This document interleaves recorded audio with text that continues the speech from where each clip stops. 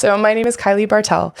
I am a registered clinical counselor and Canadian certified counselor. So the registered clinical counselor designation is for BC specifically. It's an association that once you have your master's degree, whether it's in social work or counseling psych, or there's a couple different ways you can qualify, you apply and you have to kind of check off a certain amount of credentials to make sure that you have the adequate training to call yourself a clinical counselor. And then you can say RCC on the end of your name. So those are what those letters mean. And then the Canadian Certified Counselor designation, the CCC at the end of a name, it's a Canada-wide designation. It's a similar process. So from the Canadian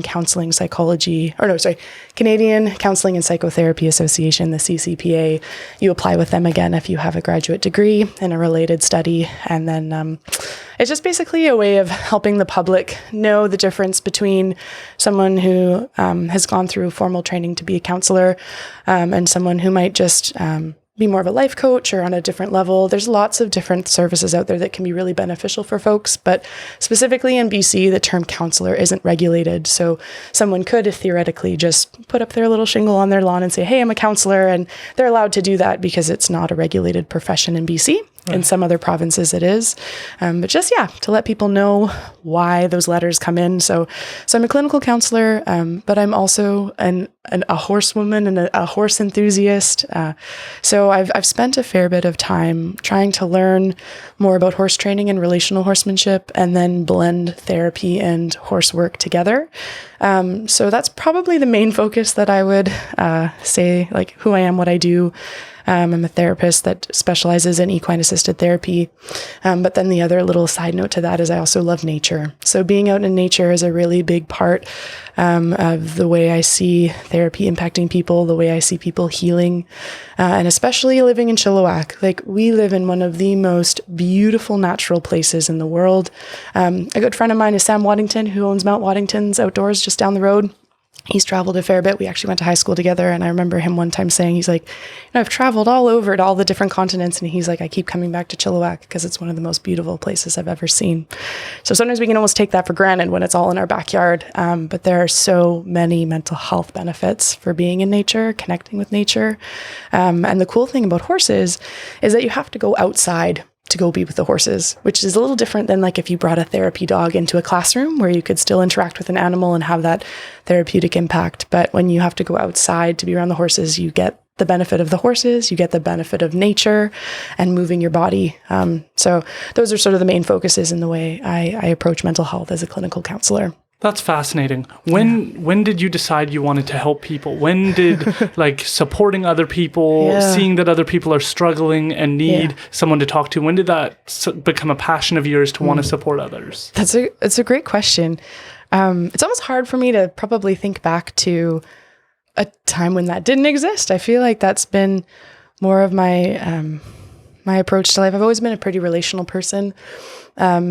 I also have roots growing up in the church. And so there's a lot of emphasis on service and caring for others and loving others that you're taught. But I think I also resonate with being like a highly sensitive person. There's like HSPs are just about 15 to 20% of the population whose nervous system is a little bit more responsive and sensitive to input from the environment. And so I've always noticed as like a HSP, a highly sensitive person, or an empath, that I've often felt or picked up on vibes and feelings from people around me really easily.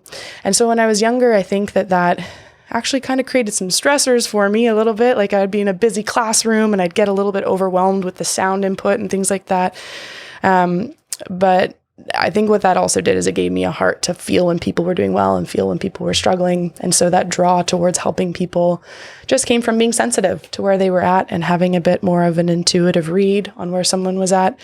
And then honestly, I think I had a few really special mentors, youth leaders, different people in my life when I was growing up who poured into me, and I really valued that. I think it's one of the things I think is so cool about your podcast, that desire to bring voices, to bring mentors to people that don't always have access to them. And there were times when I felt like I didn't have people to talk to, and there were a few times when I did. And so I think that experience of having someone who was in your corner that you could ask questions to mattered a lot. And so that kind of idea of what goes around comes around, like wanting to pay it forward. And one of our family values was just try to leave things better than you found them, whether that's people, places, or other spaces. And so I think that nature, that desire to help others, came from some of those places. We often think of being empathetic as an untrammeled good, but there's a danger in it, which is that you can end up feeling so much that it's hard to get things done. It's hard to leave work at the door. It's hard to let people make their own mistakes, because sometimes somebody will complain or vent or talk, and then you want to help them, but they don't want to help themselves yet. And so you kind of get stuck in now your stressors are on my shoulders. And now I'm thinking about it and it's 10 p.m. and I need to go to sleep. And now I'm worried about where you're at, if you have all the supports you need. Totally. And it's something where we're doing good at saying empathy is important. I don't know if we're doing a good job of saying it's not all good.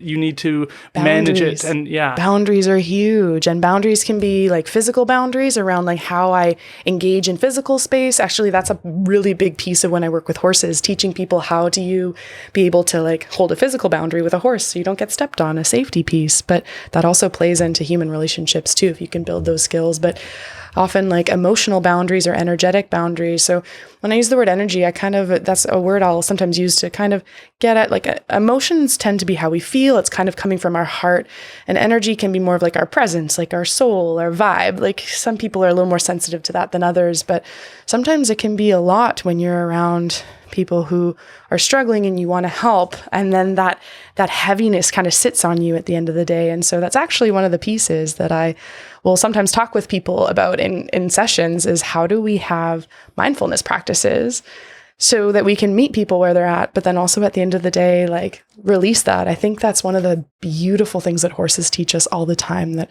horses are very present-minded. And so like, if something spooks them, let's say I just had a session yesterday where some cows wandered up to the fence and one of the horses got scared. They weren't quite sure about what to do with the cows. So the head comes up, all of the stress responses, like eyes get big, there's tension in the top line, and we read that and we find a way to help the horse. And then horses don't pack stress beyond the present moment typically. So they will do a lot of embodied things that release stress, which include they'll lick and chew their jaw to sort of loosen up their cheek muscles. They'll yawn as a way of actually releasing tension. It's not that they're tired or bored, it's that they're releasing stuff. They'll often sometimes shake and literally like roll on the ground to let go of their stress and tension. And there's a really cool book called Why Zebras Don't Get Ulcers. And it's because they embody the release of the tension that they feel because they're very present-minded. And I think that we as humans have a lot to learn from that.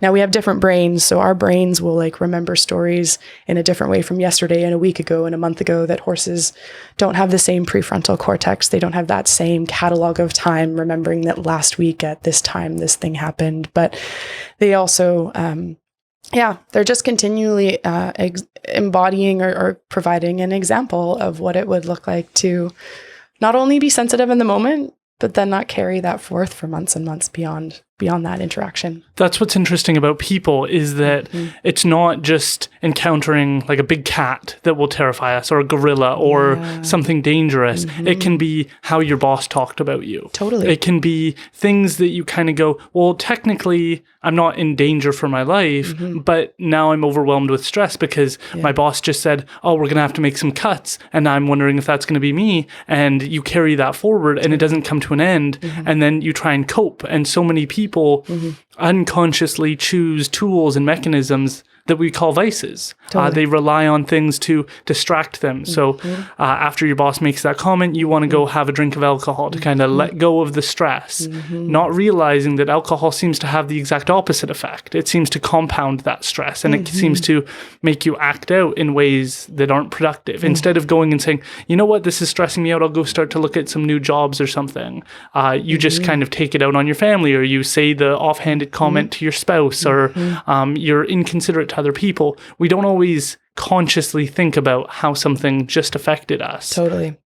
How do you kind of help people to begin to bring that to the forefront of their mind? Because that seems like step one is like, what are the things that ail you, that stress you out? That seems to be something that so many people push down. And then your cashier is super rude to you and you're like, I'm just trying to order my tomatoes. Like, this is all I want. I didn't want you to be frustrated with me. How do we bring that to the forefront of people's mind? Well, it's a great question. I think part of what comes up for what makes me, where my mind jumps as you describe some of those interactions is a lot of the work that I love to research and share with my clients is around emotional intelligence, so EQ. So when someone's like feeling off or you're feeling off, what do we do with those feelings? Because I think in more recent years in school curriculums, they're starting to teach more about emotional vocabulary and how to be able to name and shape and understand your emotions. But I know when I went to school, we learned our alphabet, we learned a lot about math, but I don't think we ever had like a feelings chart on the wall that helped us develop our vocabulary around emotions.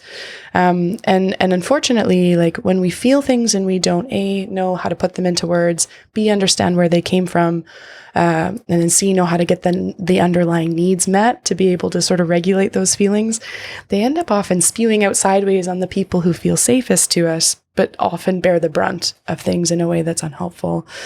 So some of my favorite resources with that, there's a great book called Permission to Feel by a guy named Mark Brackett. He is the director at the Yale University Center for Emotional Intelligence, and he's got a great little way of unpacking emotions. But there's also a really awesome video on YouTube called Alfred in Shadow, a short story about emotions, and it's these two cute little owls that like talk about the feelings of emotions, or they talk about why emotions are important. And basically, anytime those types of things come up, whether it's stress, whether it's anger, whether it's sadness, whether it's fear, the biggest piece is being able to understand that our emotions, they're not facts. So this is a tricky thing, is sometimes people, they feel this like, they hear they hear that note from their boss that, we might be making cuts. And then the anxiety bubbles up. And then all of a sudden now the emotion's taking them on a rabbit trail that may or may not be true about what their future is like with the company. But being able to like notice that it's A, first of all, anxiety that's bubbling up, and then B, and there's a really awesome resource that I found in one of my internships when I worked with the child and youth mental health floor at MCFT in Abbotsford, and it's called Emotion Coaching, and they have this really awesome handout where they just have like anger needs validation and to assert boundaries. Like anxiety needs support for exposure to approach the thing you're anxious about, because otherwise your world ends up getting small. Sadness needs reassurance, a hug. And I think when we start to understand that our emotions are just cues to us where our unmet needs are lying, it gives us actually a really practical way of being able to meet the unmet need underlying the emotion. And then the emotion gets a lot less intense. And then we can kind of get back to our rational brain and problem solve. So even like, for example, let's say I had that note that like at work, my boss might be making cuts. I feel the anxiety bubble up, and like what would be tempting would be to spew that out on the grocery store person or on my family at home that feels safe. Instead, I feel anxious about not knowing what's the future of the company. Maybe having support to approach that would be talking to a trusted colleague in a way that's productive, saying, hey, I'm really worried about these. Like, have you heard anything else? And then they're like, I'm not sure. Okay, how can we like support each other to approach understanding what's going on? And maybe you ask your boss and be like, hey, you mentioned this. Is there a timeline when we might know more information about these decisions? And then maybe you find out more information. Maybe we're having a meeting next week and you're like, okay, so it's not going to be pleasant between now and then, but at least now I know when I'm going to find more information, and then I can practice some self-care and self-soothing in the interim. Yeah. And then there's an opportunity to say, is there anything I can do to prove my value? Sure. And that's like the objective side of me, which is like your feelings are like a warning sign, of like a yield sign, like, hey, you need to review. Pay attention. But there's steps you can take that are logical and reasonable. Totally. Going to your boss and saying, hey, we sell chicken. And so how do I go find more distributors so you're making your bottom line so my job can exist more? Totally. And that's where I think like bosses, leaders have trouble, because you don't want to go to your staff and say, you only get to keep a job if you keep selling chicken. Like, you don't want to put that on them, but that would be very helpful to them if you were willing to come and say, hey, I hear that we're going to have to make some cuts.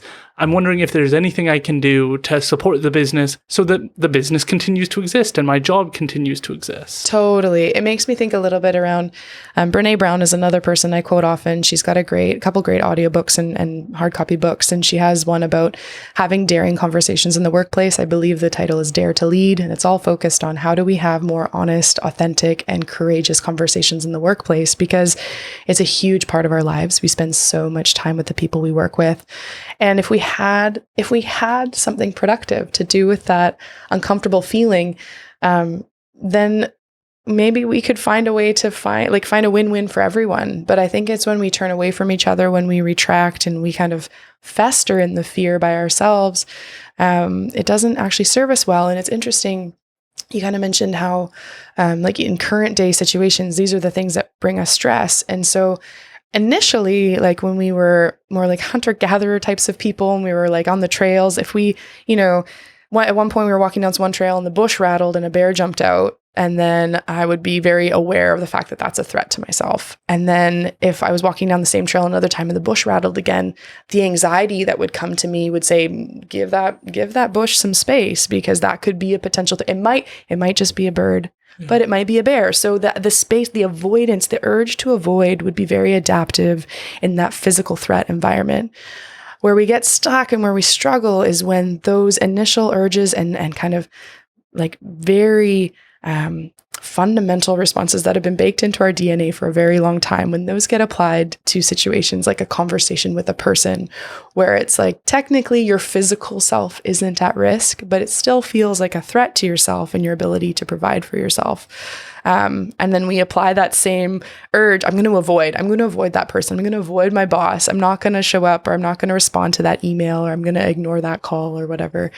And unfortunately, if you are on a trail and it could be a bear, I say like, if the urge, the avoidance matches something that's going to help keep you safe, it's probably something to pay attention to and listen to. But if the urge to avoid only creates more chaos and more stress in your life, chances are we might need to do an opposite action, which is to approach. Yeah.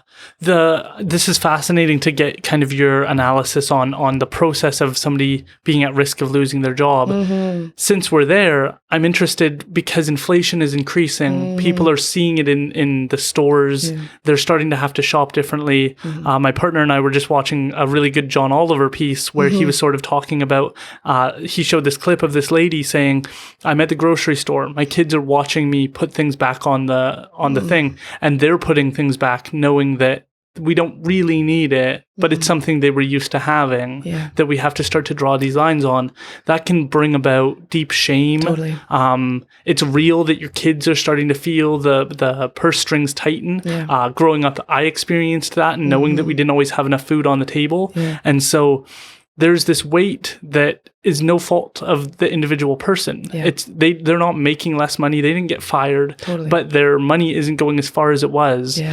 How do you think people can best cope with that stress? Because you can't get rid of it, because just having more money isn't just going to fall out of the sky. So you have to approach people properly. But this is where we see intentions to not want to be alive anymore, to distance yourself from your kids because you don't know how to talk to them about how this isn't your fault. So do you have any thoughts on how people can think about this? Definitely. It's a brilliant question. My goodness. I feel like it's... I'm just going to jump right in because I think this can connect to a lot of topics. But the first thing that comes to mind, you mentioned shame, specifically shame. Again, being able to name emotions and being able to understand where they come from is a really important part of knowing what we do to move forward with them in a productive way and get our needs met. And so Brene Brown does a lot of really cool work around shame. That's one of her main focuses. And she'll talk a lot about being able to differentiate between shame and guilt. So for her, based on her research, shame would be a focus on self. I am bad. The problem is me. And guilt is a focus on behavior. I did something bad. I did something that doesn't align with my values or who I want to be. And in all of her studies, there's a very strong correlation that shame is highly associated with depression, anxiety, suicidality, addiction, and guilt is actually inversely correlated with those things. Guilt is actually an incredible motivator for changing things. And so if our self-talk in that moment that you're sitting in the grocery store is, as you're putting food back, is, I'm not enough. Like, I'm such an idiot. I can't believe I'm such a loser. I can't even give my kids these Dunkaroos that they're used to having in their lunch boxes. If that's like a direction itself, then our only real way of fixing that answer is probably either to withdraw or to numb. Oh my goodness, there's so much that goes into numbing as well, whether you can pick your poison, but the concept of just, this is too painful, I don't know how to hold it. But if the focus is more on guilt, which is like, you can almost look and like, did I do anything wrong? It's like, no. Did I lose my job? Did I act in a way that didn't align with my values? Like, did I do something that put me in this position? And potentially maybe someone had, who knows, maybe a bit of like an alcohol problem or a gambling problem, and they lost a bunch of their money and realized that through those actions, now I can't put food on the table. And they realize, this isn't the type of parent I want to be. And maybe that realization, like, I am myself, who I am is valuable, but this action that I did put us in a tight spot financially. I don't want to be like, I want to change my behavior to align more with my value.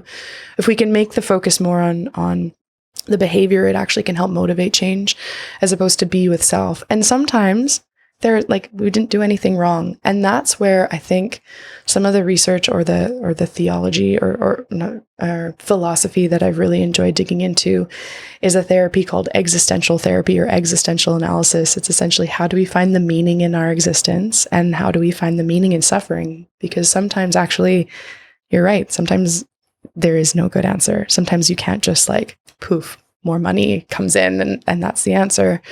But the interesting thing that I found, so there's a sweet spot, I think, between validating this is really hard. Like, if I were to sit with someone in that circumstance, I'd be like, that must feel potentially, I'd want to know, did it feel embarrassing? Did it feel humiliating? Did you feel ashamed? Did you feel guilty? Like, all of those different things would help me understand how someone is conceptualizing this and how they're interpreting and internalizing it, which is important.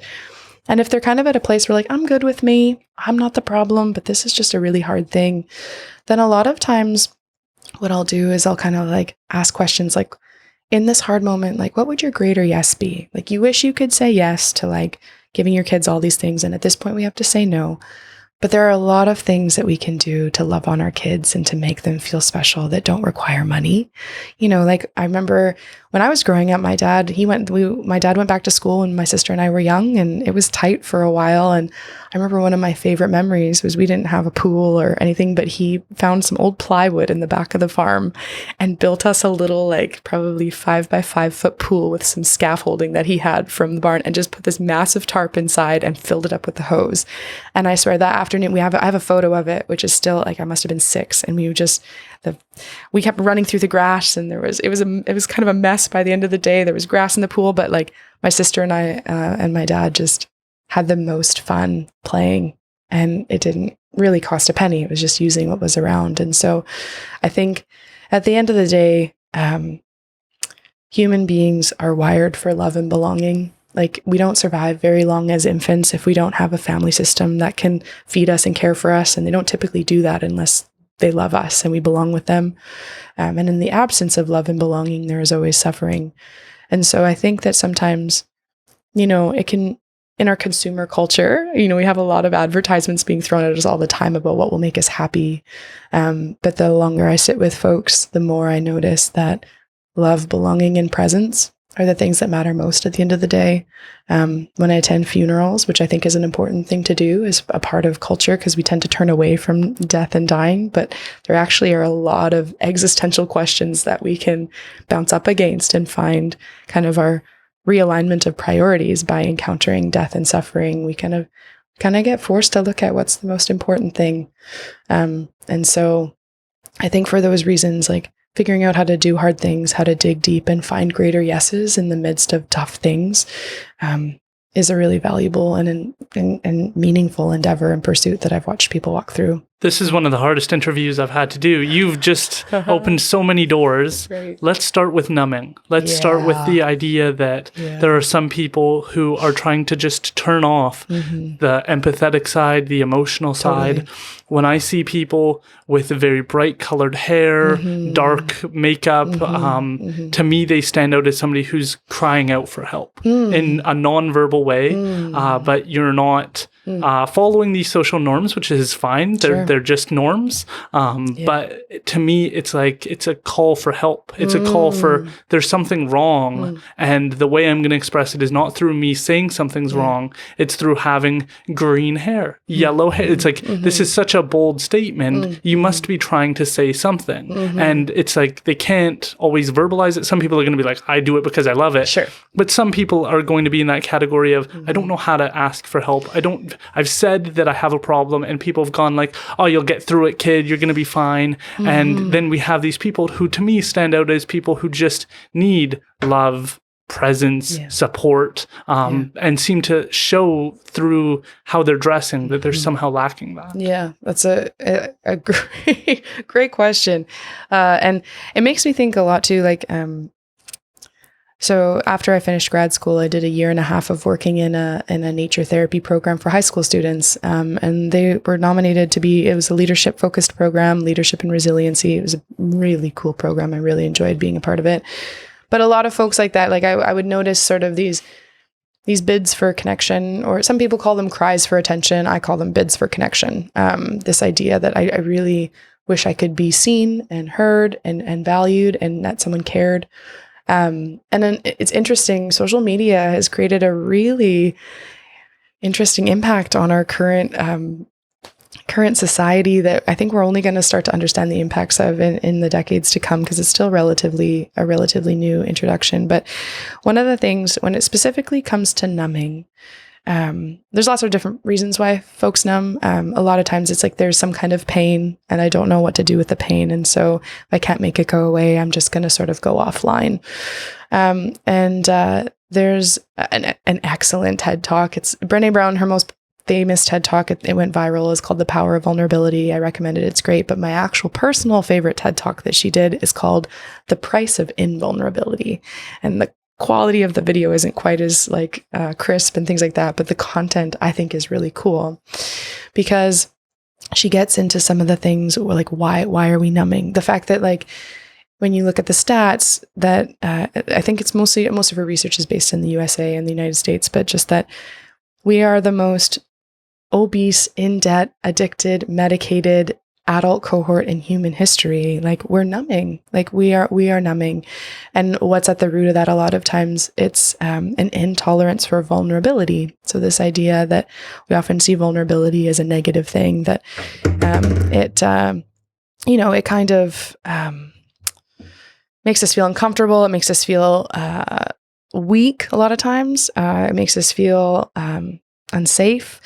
But when we also look at the research, vulnerability isn't just, it is associated with feeling weak or feeling uncertain, but it's also the birthplace of joy, connection, and all the most valuable things that we find in life. So when it comes to someone who's kind of caught in a state of numbing, there's a great someone who does a lot of awesome work in Vancouver, Dr. Gabor Mate. He's known for a lot of work in addictions. I've heard him speak live twice.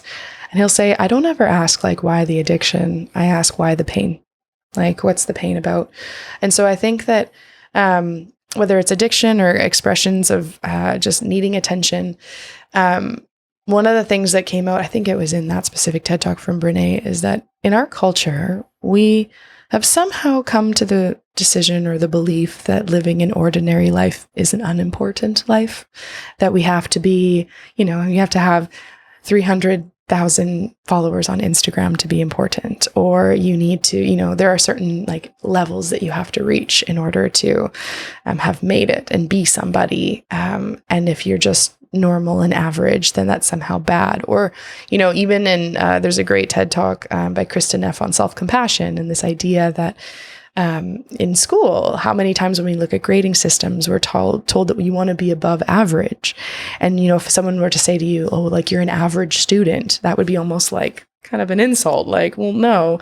But the problem is it's a logical impossibility if everyone needs to be above average at the same time. Like there's always this one-upping and there's always this shooting for getting higher up or getting more recognition. And so I think that if we could maybe shift a little bit of our focus away from achievement or recognition or things like that, and really get to the heart of presence, about being seen, attunement. Like, do I feel like you see me, you get me, you're listening, you care, you're here. You're not just physically here, but you're here, you're mentally here, you're emotionally here. I think those are the things that we're wired to crave as human beings. It's kind of like the glue, the attachment glue that binds us as families and as groups and as communities. And interestingly enough, too, what I've noticed, so I've done a fair bit of counseling lately with some of the farmers and the folks hit hardest by the floods that we had last November. And a lot of times when we're dealing with crisis on the surface, we think there's this struggle and we're kind of numbing and we're navigating all of these stressors. But underlying, this is one of the pieces that I learned in my crisis class at grad school, was that an acute crisis is often the underlying issue is a crisis of community.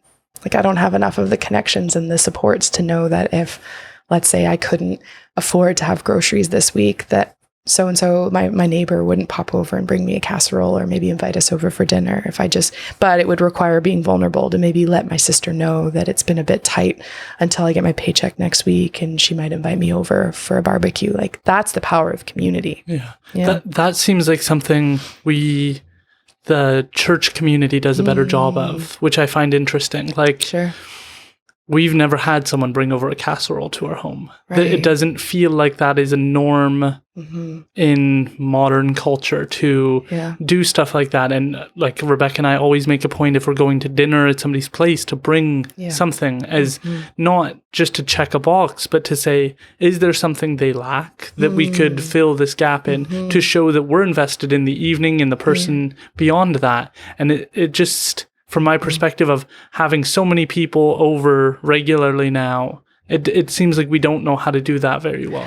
I do feel like it's a bit of a lost art. And I think COVID has really impacted our ability to sit down and share meals and have that kind of community with each other too. So I think that there's like a couple compounding variables between, social media, I think, is really what I hear from a lot of the students is that they're still they're more connected than they've ever been before, but they feel more lonely than they've ever been before. And it feels maybe a little bit cliche to be like, we need to be off our screens more and be more present with people and things like that. But I really do notice a correlation between the more that kids are on screens and things like that. Like we lose the focus and the energy and the modeling of going over to someone. Maybe when someone passes away, we bring them a casserole or things like that. That is very, that would be very commonplace, even like both maybe within the church community and outside of the church community. If we were to rewind like 50 to 100 years ago, that would probably have been more commonplace. And when, we would just know our neighbors a little more. If I needed a bit of sugar, I might pop over to ask for an egg or two or something like that. And so with no shame in comparison, with no feeling of like, oh my God, I lack egg. Like to me, to go over to a neighbor's place and ask for eggs, there's like why can't I just go to the store? What's wrong with me? Why didn't I just buy them in the first place? Yeah. And I remember I came across one quote on Facebook of all places that said something along the lines of ultra independence is a trauma response. Like this idea that like, if I've been through hard things and I didn't have the community support or the family support that I needed, I learned that I have to look out for me. It's all on me. And so then the next time something hard comes around, instead of turning toward someone who ideally could be there and help shoulder the load, I just look to me. And it kind of makes our world small. And sometimes there can even be, when I chat with folks, there's a bit of pride in that, like, I depend on me. Like, I don't need anyone else. Ego. And there's a sweet spot, I do think, because there's a spectrum, right? Like, so I do sometimes talk with some folks, sometimes I listen to podcasts as well on victim mentality, people who have a hard time doing anything for themselves. They're looking for everyone to rescue them. And so I think that there's kind of the spectrum of like the ultra independent on one end, who is like very individualistic. And I do notice like in North America, a lot of times, like Caucasian North American culture tends to be a bit more individualistic. And I loved that I got a chance to do an undergraduate degree in communications. I actually did a 3.5 week trip to Kenya and Uganda to study cross-cultural communication and communication in cross-cultural contexts, and understanding that different cultures have a different view and value of individualism versus collectivism. I think we can all learn different things from each other. And so, you kind of have the individual all the way to one side of the spectrum, and then you have the collective all the way to one side of the spectrum, and there's pros and cons to both. But I think the ideal is trying to find a sweet spot somewhere in the middle, where I know that like I have to be responsible, especially as adults, like we want to be responsible for how we show up in the world, the ways that we contribute, hopefully leaving it better than we found it. But also being able to turn towards each other and ask for help is a vulnerable thing to do. That is actually a skill that is like so important, and something that I notice is really hard to do in a lot of different communities and populations I work with currently in today's culture and climate. Yeah, because it's not just asking for help, it's how you communicate it. Yeah. It's whether or not you're reciprocal. Like, it's a whole developmental skill to develop relations with people where they want to continue. And I'm sure you've heard of Jordan Peterson. Yes. The idea that it's a long kind of game that you're investing in, that it's not, oh, you gave me sugar for $1 and I gave you eggs were $1.50 and now you owe me 50 cents is the wrong side. Yeah. But understanding that this is my beef with gift giving, because gift giving is just trash now. It's like, oh, if you're going to buy me something for $100 and I'm going to buy you something for $100, well, let's just not, and we'll just both save our $100. This is commonplace now. This is the norm, which is to kind of calculate things in that way. The idea that you find something, make something, do something that is thoughtful, that you actually put time into and say, hey, they really love tennis, and I think that their potential in tennis is great, and so I want to support them in that. What do tennis players use? Do they use these shoes? Do they use these shorts? Do they need a new net? Do they need a new racket? If they're going to get a new racket, should I get a gift card so they can choose their own racket and their own size? Like, thinking everything through seems to be the part we've just fallen away from, and we kind of go, oh, like it's all about like the financial cost of purchasing a product, rather than the thought behind, hey, I see that I could help in this area that you're not going to prioritize. And that could mean something to the person of like I had a leather worker on, and we talk about his passion for leather work. So many people underestimate, oh, it's just a hobby. Oh, you're just doing that in your spare time. Like, you're just chilling out. And for me, it was like, this seems to matter to you. So I'm going to treat it like it matters. And I'm going to listen and be curious and really take an interest in, where do you buy the leather? How much does it cost? How does it get shipped to you? Like, take an interest in the process. And then I understand something about them and can learn ways to support them better as a consequence of actually paying attention. It seems like we really suck at this right now. Totally. And it's so cool. I love how you describe that, because I was just like, you are essentially like knocking it out of the park when it comes to attunement, like what we call attunement. So when we're little babies and we're still figuring out like, what is this world that we're in and how do we live and survive and thrive in it, we find out who we are in relation to another. There's a lot of studies, not a lot, but because it would be super unethical to deprive babies of human contact and reciprocal attunement just to see what happened. But they've done studies with orphans in Romania, or kids that get severe neglected when they don't know about it, and they study it after the fact. And so like when a baby like smiles and then you smile back, that's like, I see you. You did something that impacted me. Like, I'm with you. I'm paying attention. And if something were to go sideways, if you needed something, I'm here. Like, that is how we are wired from our earliest days to be able to function well. And some of the things I noticed that are the hardest for people down the road is if they experience, it's interesting, a lot of times neglect is actually more psychologically damaging than abuse. Because at least when I'm experiencing abuse, it's still terrible and not okay, don't get me wrong. But at least you acknowledge that I'm here. And that's why people will stay in abusive situations longer than just being off on their own. Because, there's actually a cool study that like they did this with plants, where it was like, we said to one plant, I love you, one plant, I hate you, and one, you don't even matter, I didn't acknowledge it. And the one plant, like the one that died the quickest, was the one with neglect, not the one with hate. So all that to come back to this saying that like attunement, really big deal for us to grow and attune well. And it's kind of fun that what you just described with that leather worker made me think of one of our family mantras in the Bartel family. I don't remember if my mom or my dad came up with it first, but this little saying we have that if it's important to you, it's important to me. And the underlying words of that is that because you are important to me. So I love horses. Some people join me in that. Lots of people out there just kind of look at me like I speak a second language when I really get into the excitement I have for speaking about horses.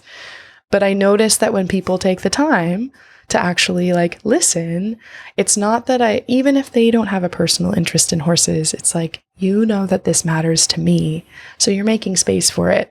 Because what you're telling me, it's like the difference between content and process, basically. The content could be horses, it could be leather work, it could be all these different things. I think we don't understand, or sometimes we don't realize that the process of just like, I care about what you care about, that's attunement. And that's where like, when I've done nature therapy with kids and things like that, and we're out on a hike and all of a sudden they're like, whoa, this fern is really cool. Do I personally care about ferns or think that they're really interesting? Not really, but this kid found something that was like they found intriguing or interesting about that fern. And so when you come alongside and you're like, show, what do you see? Like, what do you think? All of a sudden they feel important. They feel seen, they feel attuned to. And it starts to bolster this feeling that I matter, that like I'm worth talking to, that I have important things to say. And I think like, in modern psychology too, there's this movement towards self-care. You need to be able to do it for yourself. And like, there's almost this resistance to like, oh, I can't tell you you're important because you need to be able to tell that to yourself. And I would say from all the studies that I've done what I've noticed in practice, and I have friends who do a lot of work with children and stuff, is that we have to have it modeled to us before we can internalize it and embody it. So like, I need to experience it from the outside of me first. And then in time, it becomes my responsibility to be able to do that for myself as I become an adult. But a kid that looks up and is like a 5-year-old that's like, look at this drawing I did. Like, it's not usually helpful. Like, what do you think? If they're basically asking, what do you think? And for you to be like, what do you think? Like, they need us to be like, that's awesome. I really like this way you use this color, and that's really cool. And then maybe you invite into, what's your favorite part of it? And it's part of the dialogue, but our voice really needs to be in there to be able to say, I see you. I think these things are really cool. And it starts to help them develop their sense of self so that they can grow into people who feel somewhat whole and have a sense of who they are. So one big part that you landed on, Neil deGrasse Tyson's made this comment, which is we spend the first couple of years of a child's development teaching them to stand up and speak out, and then we spend the rest of their childhood telling them to sit down and shut up. Totally. And you see this so much in grocery stores, at dinners, where people don't know, because there's this period of a child, which is the why. Yeah. And it's never ending. Yeah. And the beauty to me is it's a gift to admit, we don't know. Totally. There is an off point at which we don't understand how carbon operates and how photosynthesis came about and how all of this kind of exists today is sort of miraculous. And so that is where, to me, oftentimes religion jumps in and says, we don't have all the answers, and that's just okay. Totally. But we feel pressured to have answers. And I see that a lot when we're talking about social media, of people having positions on issues where you're not a scientist, you're not this, and it's okay to have a policy position that people disagree with, but we're not all experts in everything. And even the experts will admit that they don't know everything about the topic. And so there's this feeling that we should understand what is right, what is wrong at all times, and whether or not we should have all the green cars in the world. And then somebody pops their head in and goes, well, actually, if we were to do all battery charged cars, we'd run out of minerals on the planet, and then we don't know how to dispose of them. And then it goes, oh, okay, well, this is everything's complicated. There isn't final answers to any of these things, but that makes us uncomfortable. And so when our kid goes, why is that? Why is that? And we go, okay, just stop. We don't bother me with that. Like, we don't know how to process. I actually have no idea. And that's just okay. Oh, I love that that's where you landed with that thought, because I wish that as adults, we could say more often to kids, I don't know. And then to say, like, maybe we'll find out in the future, maybe we won't, but like to be okay, because that every time there's uncertainty or we don't know something, that is inherently vulnerable, especially when we feel like we're supposed to be the ones that have it all together. But how often, even if you were to think about it in an employee or employer relationship, and you're an employee and you're like, what's going to be happening with our quarterly earnings, and are we getting cuts? And, you know, would you rather have your boss out of like if they have no tolerance for vulnerability, to snap at you and be like, stop asking questions that are above your pay grade, I'll tell you when I tell you, versus something that's like, you know what, maybe a more vulnerable response and a more genuine response is like, you know, for them to still own the fact that they're running the ship and to not fall apart, but just to be like, you know what, we just don't know yet, and I'm working really hard on it, and I will tell you as soon as I can when we have updates. Is there anything I can do in the meantime? Or whatever. Yeah. One of the areas I think is a challenge for mental health practitioners is we're looking at them to fix these problems. We have anxiety, we have depression, and we're like, well, we need more mental health resources. But I think what we failed to understand is that the role of the counselor is, or the psychologist or therapist, is to give the person the tools to reconnect with the people in their own lives. So the secret ingredient is actually the family, the loved ones, the community, not the counselor. But we're like diverting of like, well, you're attending counseling. Well, if the counselor is helping the person, and then the person goes back to their family and goes, hey, I just learned about how to like communicate better. Can we have, let's stop this. Leave that to your counselor. Like, keep that at home. Like, there's this whole feeling of like, you go do that there, you change there, but you don't change here. Like Rebecca faced a lot of adversity in trying to change how the conversations take place. Because we've always done it this way. Like, why, what you're changing? I'm not changing. I'm the same person. And there's this desire for everyone to stay the same, for the dirty like stuff under the carpet to just stay there, and we won't mince words. And why do you have to bring up those problems from 10 years ago? And it's like, well, it still bothers me, it still eats me up when you're standing there talking to me, and so we have to deal with this, and then we can put it in the past. But it seems like we're just diverting to like, well, we'll just hire 10,000 more counselors and they'll fix the problem. And it's like we're like off-putting the problem where maybe we're part of the solution. Families, people, humans are part of the solution. Oh, that's so good, Aaron. Oh, I can hear it. And I can think of friends and other folks in my life that are like, yeah, like applauding you as you say things like that. One thing I wanted to start right off the bat with is that I'll often try to let folks know when I'm working with them that on the day they come into my office and say, hey, Kylie, like, I've enjoyed our time together, but I don't think I need you anymore, that's a day we celebrate. I'm never personally offended. This whole idea that, like, as a counselor, I hope, and sometimes it's a little harder than just this black and white idea, but ideally, I hope that I'm always working myself out of a job so that I'm empowering folks with skills that they can take back and apply to their friendships and their family relationships where they get to the point where the social and emotional supports that they need just naturally exist in the social ecosystems that they live in. Like, I wish that counselors weren't a job that was a needed job. Like, I wish that our communities just had the skills to be able to listen empathically and to hold space and to attune to each other as we talk through these things. Yeah, like I've even chatted with folks about how do we just do courses on like empathic listening for just the average person so that we need less counselors for some of these things.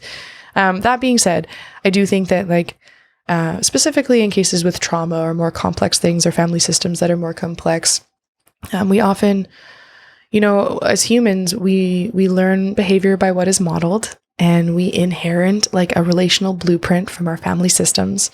And there usually comes a point, and when you're in your teens or your early adulthood, when you have enough space or ability to think in your world, like, do this blueprint that I've inherited when it comes to relating and communicating from my family, does this work for me, or would I like to make some renovations? And that's a really great time to go to a counselor and be like, this is the blueprint. I noticed these patterns, And if I don't do something intentional, I'm going to repeat what I don't repair, especially if there's like trauma or something that's a lot like there's different levels of challenge or dysfunction. But I think that being able to empower folks, being able to, try to create a change with someone when you speak with someone and then have them take it to their world. Ultimately, we can't change the behavior of the people in our world. But I had this awesome analogy. I remember I was working with a couple one time in one of my internships, and one of them was a little more on board with change and trying to communicate more effectively. And the other one was kind of like, yeah, it's fine. Why do we need to change? Kind of a similar dynamic. And I kind of was like, well, how do we if this person would just change, it would get so much better. Like we could make this a lot better. And my supervisor gave this analogy of like throwing a ball back and forth. That relationship is like throwing a ball back and forth. And so long as that other person, maybe they're not so much invested in their own growth or change, but as long as we're throwing the ball back and forth and this person is kind of moving towards growth or healthier ways of relating, if this person wants to stay in relationship and keep throwing the ball back and forth, they at least have to pivot. And maybe in the process of pivoting, they see something that they never even realized was a possibility or didn't even know that relating or talking to someone could look that way. And sometimes there will come a point where the distance gets so stretched that we just, unless someone takes a step towards the other, we're not going to be able to continue relating. And you just hope at that point, the person who's doing their growth might be able to say like, I really would love it if you could take a step toward me. I wish you could come with me. Those are vulnerable bids for connection. Those are like ways of showing up. And that's granted that this is a safe person and not an abusive person. That's kind of an important part to also note. But that idea that it's not my job to change that person, but as I change and embody something better, maybe I could just pique their curiosity a little and like, maybe there's a better way to do this.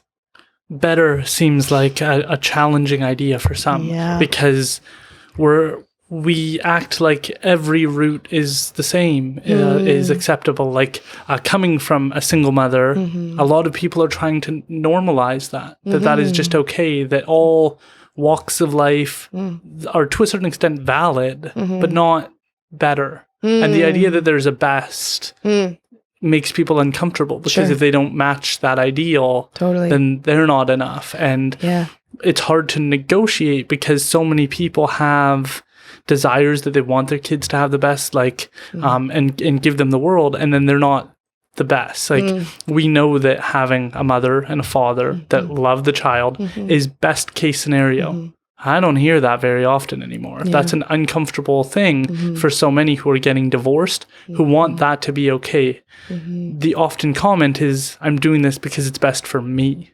And it's hard to square that because to a certain extent, if you're being abused, insulted verbally, whatever the circumstances, fair enough. But how do we differentiate between that isn't ideal, that isn't our preferred route, and so if you take this route, you're taking extra risks. I feel like we're not allowed to say that a two-parent household is a good thing, that one parent staying at home and focusing on their child is the right thing. Like, these are things where people go, well, I have to, like, there's this feeling of like, how dare you say that to me, and I don't know how we bridge these things because behind closed doors, once the cameras are off, people are a lot more honest about the fact that they think we do have some problems in this society. We could do things better. But out in public, at a conference, in group settings, it's uncomfortable to say that there is a better, that there is a best practice, that there is a best path. Yeah, that's a great comment. It makes me think a little bit on like, so to be a counselor, to be an ethical counselor, you have to have a theory, like what we would call your theoretical orientation, or a main theory through which you help guide people. And it has to be based in research. So if someone comes and sits with me, I'm not just like preaching from the book of Kylie, like, oh, this worked in my life, you should try this. Like, that's quite unethical. So you have to be able to be grounded in a theory that's well researched. But you can also pick from different theories, and different theories will have maybe different approaches on how they believe a personality develops, how they view psychopathology, and how they view therapeutic change. So as long as you can adhere to one, that's where like cognitive behavior therapy, CBT, would be one. Humanistic, client-centered, Rogerian, he's a kind of a very, Carl Rogers was a big thought leader in being able to do therapy in a very relational way. There's like tons more. I tend to work in a pretty client-centered way of working with people where kind of one of the premises that we would bring in is that you get to be an expert in your own life, in the sense that, like, even though I as a counselor would be attuned and really wanting to ask questions and understand to the best of my ability what your life is like, I don't sleep in your bed and I don't know what it would be impossible for me to know all the detail of your life that you know. So it has to be a collaborative effort for sure. And then on that other piece of, like, you know, I think you're onto something quite interesting there. And I haven't had it articulated quite that clearly before, but sometimes we see these maybe less than ideal circumstances. Maybe there's a painful experience of having a single mom or a household that's not as ideal. And then we almost want to justify it or we want to silver lining it and say, you know what, that was hard, but I learned, like, I became resilient because of this, or I overcame, you know, and that's not a bad thing either. I think what probably is needed most is this a balance or a genuine dialogue or encounter where people can say, you know, I think there can be space for both to say that, you know, in my single parent home, I learned a lot about, like, overcoming things, or certain, like, it maybe gave me a depth of character that I wouldn't have had if I had had more of a traditional upbringing. And also to be able to say, I really enjoyed being able to be at Christmas and have both my parents there. You know, I think being able to balance too, like, lived experience and research, that's another piece that's always coming out. But I think for me, when I sit in those tension points, or, like, yeah, it's a pretty hot question. Someone would be like, what is ideal? What is best? What is better when it comes to relationships? Well, you can find articles that say the exact opposite of things. But what I think, what I've found personally quite valuable is that, so in existential analysis, so humanistic and existential therapies are kind of like cousins. They kind of go hand in hand. It's kind of like humanistic would be, I value the human being as a person that is valuable and deserves dignity and respect and all those types of ideas. And then existential, just how do we find the meaning in existence? And in existential analysis specifically, the way we understand people is through a process called phenomenology, which is essentially just like trying to encounter the phenomenon and let the phenomenon in front of me inform my understanding of it. So it's not like I'm taking all these other preconceived notions and trying to apply them to this person. I'm trying to really encounter them in their essence, have a dialogue with them, and then let what is essential emerge. So one of the analogies they use is, like, if you found this, like, really intricate raw gem out of the mountain and pulled it out, and you only looked at it from one side, you would see certain, like, elements of it. But what you would do if you started to look at it from every angle, like took a 360 view of it, you would start to understand it in more depth. And people are kind of like that, in the same way that, like, it's a process that takes longer because, like, phenomenology itself takes longer because it really tries to resist reductionism. So the reductionism, the analogy they use is that if you had a sphere, a ball, and you reduced it to a circle, you could learn certain qualities about the sphere from the circle, but you lose something. You lose some of the depth. You lose some of the detail. And so I think when it comes to understanding people and what is best for people, I would look at it like, I want to hear from them primarily. I want them to be able to, like, really speak to their experience. And then also I start to bridge connections to, like, different articles, different research pieces, and want to have dialogue there. And at the end of the day, if someone is like really, really passionate or determined to convince me that their upbringing was awesome, that in and of itself is kind of we start there. Like that's where probably being more of a client-centered therapist would differ from maybe being more of a psychoanalytic therapist, or someone that would take a bit more of an expert approach, depending on different approaches. So I also think that people really struggle with the idea that their life is finite, that it's okay. So, like, my grandmother, and, like, putting things into, like, a broader context of understanding how you fit into things. So, like, for me, when I did counseling, it was like my grandmother attended Indian residential school. Mm-hmm. She was given all the worst tools of how to cope with a life. Yeah. Then she has children, and with some of those children, she drinks alcohol with them in the womb. Mm-hmm. As a consequence, my mother is born with fetal alcohol syndrome disorder. Yep. Now she carries a sense of shame that happened to her. Mm-hmm. And that personally breaks my heart because she shouldn't feel that way. To me, what happened was her prefrontal cortex is less developed, as any person in psychology would argue, but her empathy shot to 100%. And she is the most empathetic person that I know. And that was basically how I was raised, was like really wanting to come to every pack meeting, come to every event, come to all events, make sure that every opportunity to get me to experience what it means to be a normal kid, all of those doors are opened. And she would be very upset that she couldn't take me to Castle Fun Park because she doesn't drive. And she'd carry shame in regards to that. But now I understand what full empathy looks like. It wasn't a disadvantage. When people find out that I was raised by a single mother, they often go, oh, that must be so difficult. You must have, and it's like, I got to see someone fully try and be two parents at once. Like, what if some people that I know have two parents who feel neglected by both? Totally. It isn't an untrammeled good to have two parents if they don't give a shit about you. Totally. Your mom sounds awesome. Yeah, she's great. Yeah, like that was the first impression I just had as you're describing. I was like, oh, like, yeah, there's just a genuine, I could just feel this like respect, admiration, and just like, dang, like she sounds kind of like a badass. Like she just could take in stuff. And I think that's where some of those pieces we talked a little earlier about, like shame and resilience, or sorry, shame and guilt, how this whole idea that like, if I'm the problem, like if I'm such a problem, that can almost deter us from things. But the thing with fetal alcohol syndrome is it's actually like, it's a brain injury. Like the folds in the prefrontal cortex have bigger gaps between them if that happens. So yeah, being able to problem solve or remember different things or whatever, there are pieces that make it tricky from just like a very physical brain and like neurobiology standpoint.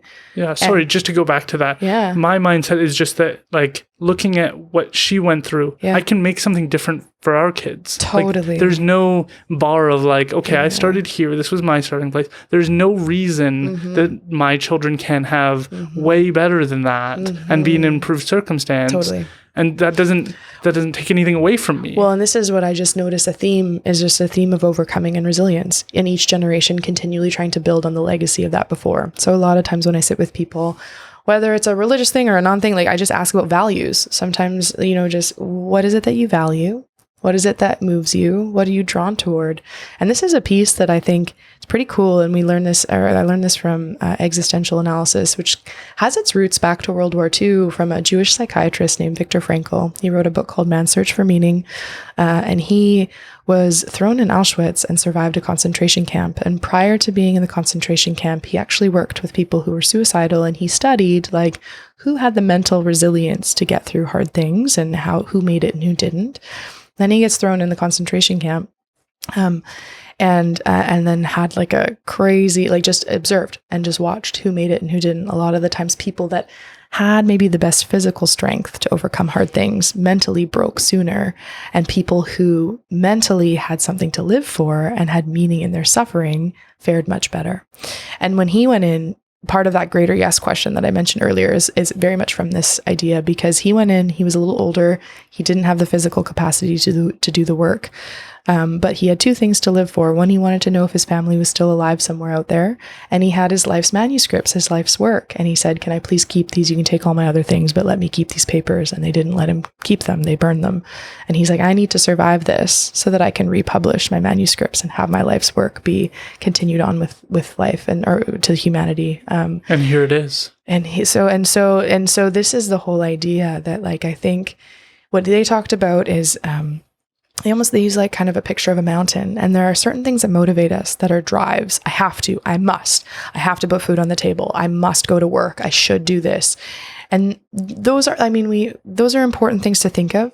But in the existential analysis, we would say that if your entire life is driven by I must, I have to, I should, that's actually the most fertile soil for psychopathology to grow. Like that's where our anxieties and depressions tend to get way worse.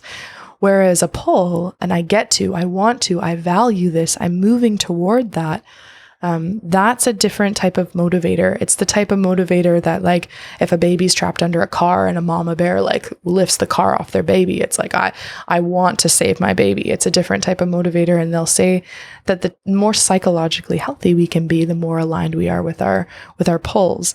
And so I think that it sounds like I just hear a theme of a value for your mom of just like being involved, showing up, being present. And that's a legacy that like has now been passed on to you. And it, the more that we can build on these things in the same way that, like, if we don't have a conscious understanding of the patterns that, or even not even patterns, but just even the trauma that's contributed to our suffering, we tend to repeat what we don't repair.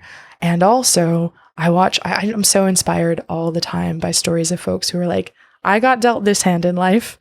I had like one good card and like 6 really crappy ones, or no good cards. I tried to play them to the best of my ability. And part of that idea of like trying to set my next generation up for a little bit better and a little bit better, it's kind of coming back to that, leaving things better than we found them. I think if we could think about that a little bit more in the world, I would be really excited to see how our communities and our relationships might change and grow a little, flourish a little more. It's something I don't understand, though. I don't understand how people can absolutely love Harry Potter, the Avengers, sure. All of these different, like the Lord of the Rings, all the main characters dealt terrible cards. Totally. We love it. It is the cornerstone of everything we watch. Yeah. Yet we're in a victim mentality state right now, which is a complete juxtaposition to the idea that we love the underdog. Our favorite thing is to, like, when we watch the UFC, we don't care who wins the fight. We love hearing the story of the fighter going like, I started from nothing. I started from these terrible streets, and now I get to fight in the UFC, and I get to main card this, and I'm going to take care of my family through this. Like, that's what we love. People will be like, how do you watch the fighting? It's like, it's a chess match with impossible odds. Like you're fighting for your safety. Like it's a fascinating moment, but the most beautiful part is the story. And it seems like we don't know, like within my Indigenous community, I think I can use them as an example of like, we were dealt the worst unfair hands, completely unreasonable, done by government institutions, to a certain extent, churches, all played this terrible role in taking away every good tool we had in our toolbox, all the coping mechanisms, all the strategies on communication, all the parenting advice, all the family recipes destroyed. And that's terrible. Yep. But getting out of this is not just pointing the fingers at government or churches. The way out isn't that path. It's the individual. And that sounds so unreasonable. It sounds so unfair, because you're going to say that, like, I look at clients as a Native court worker and I go, this starts with you. And they go, well, where's my Native judge? And where's my Indigenous lawyer? And where's my Indigenous resources? And it's like, I want all of those things for you. Like, I don't want any barriers in your way. Yeah. But this starts with you. It doesn't start anywhere else. And if you want to stop hurting the ones you love, if you want to start making a difference, it starts with you. There's no government program that's going to give you the will to persevere. And it seems like what we suck at is like, I'll get you into treatment. Why? Well, I'm not going to give that conversation any space. I'm just going to send you to treatment, and then you fail 3 weeks in because you don't know why you're there and why this matters. And there's no broader understanding of this is for you. This is for the improvement of the quality of your life. And you're the only one who can chase that. And it seems like our favorite thing is like the Lord of the Rings TV show just came out, and it's like everybody's so excited about it. Sure. And then we don't take any of the information from that and apply it to our own lives of like, overcoming adversity is a good thing. How I choose to live my life, I can make a difference in the quality of life I live. Like, I just don't understand how we have such two separate worlds. I think that our enjoyment of the underdog story and our affinity and our pull toward these fantasy, Lord of the Rings, all these overcoming the odds, I think that's an unconscious longing that we consciously haven't quite made the connections to some of the time. Like, I think that is totally a trend that I notice. And I think what sparked my mind as you were describing that is a challenge or a struggle with engagement. Like this idea that like, am I really engaged with my life? Like, am I really showing up in it, or am I waiting for everyone to tell me what to do? Because I think that when we wake up later on in life and realize we've been doing it all for other people, that's where like the midlife crisis comes up. It's like, I was told I should do this and this and this. And finally I'm like, my life is passing me by and I'm not showing up. Like that to me is one of the greatest tragedies. Like that's a really tough thing. And that's where, like, on that mountain analogy, like when it's, I have to do this, I should do this. Usually those are external voices. Those are the voices coming at us from outside. To me, that's like Malfoy. Like to describe it, it's a character that in only the last movie does he ever make a decision that's conscious that he actually wanted to make. Totally. And like, you can look at the characters and go, who the heck am I in this? And everybody wants to be the good character. Totally. But who are you actually in the story? Yeah. And there's actually an analogy from horses that I think a lot when it comes to engagement. So when we ride horses, there's kind of two main ways of training them. One is called more of a held frame. So the idea when you're riding a horse, it's kind of like they tend to be more comfortable to ride in the same way that like there's a proper way to do it, like a deadlift at the gym where you want to have like your core engaged and you don't want to throw your back out and stuff. There's a similar way you want to train a horse to carry themselves when they're carrying the weight of a rider. So you want them to be able to move. You want them to push off with their hind end and sort of like round their neck and almost pick their shoulders up underneath you when they're carrying you. There's kind of two ways you can get them to do that. One is like you can just drive them forward and hold them up in held frame, and to the point where if you were to then let go of your reins, they fall flat on their face because you're the one holding them up. Or there's another way of training them called self-carriage, where essentially you teach them to carry themselves and you teach them how. There's a couple ways. I won't get into the biomechanics of it because horse people would probably be like, tell me more about that, but I'll please hold tell that. us more. Okay. Sorry, excuse me. When it comes to training a horse in self-carriage, there's three key components, and it tends to do with biomechanics and alignment. So the first thing that has to happen is their shoulders have to be square. Excuse me. I'll start that again. So the first thing that happens is their shoulders have to be square. And this is a really interesting piece. There's a whole metaphor that I get into on this when it comes to the Enneagram and our centers of intelligence. But I find it interesting that shoulders are near the heart, our heart center, our feelings and our emotions. Coming back full circle to emotion regulation. If our shoulders aren't balanced or our emotions aren't balanced, it's really hard to feel like we have our feet set grounded underneath us. The second stage of self-carriage for horse, once their shoulders are kind of straightened and square, and as a side note, they tend to pitch their shoulders defensively if they're feeling like they have to guard themselves. But if they feel safe, they'll kind of square their shoulders, especially if you're on kind of a curve or a bend. Then the second stage is that you have to rotate their pole joint. So it's almost like, and the pole joint is where their spine meets their skull, and it's the closest to the brain, the thoughts, the mind, the center of intelligence, the thoughts. So once our emotions are balanced and our shoulders are square, we want to turn our thoughts or our eyes towards what we're focused on, towards our values, towards our goals. That's the point in which we want to talk about, like, what are we moving toward? And then the last stage, once that's aligned for a horse and you're riding them, is to engage their hind end, their power center. It's like their engine. Interestingly enough, their hindquarters close to their gut intuition, their thing that moves them. And when they can be set up biomechanically like that to ride, when you ride them, there's just this, like, it's like floating on air. It's like the prance of the horse that comes into battle. It just feels incredible. And the cool thing is, you'll know you've got it right when your reins are light. They're holding themselves, you're directing them through both your body language, your energy, you're aligned, but ultimately, like, they're responsible for carrying themselves. And I think that when I think about the engaging a horse in that way, as opposed to the held frame thing, especially when I even like work with kids coming through the school system and stuff, it's so much of like, did you get the right answer? Like, did you do the thing I wanted? There's so much about like, I'm holding these kids, like a lot of people are just, they're held in frames by their jobs, their family systems, their school, their education. And they are never really like asked to bring themselves to the table, to bring themselves like their own that creativity is a huge part of being psychologically healthy. I think the way we express ourselves and when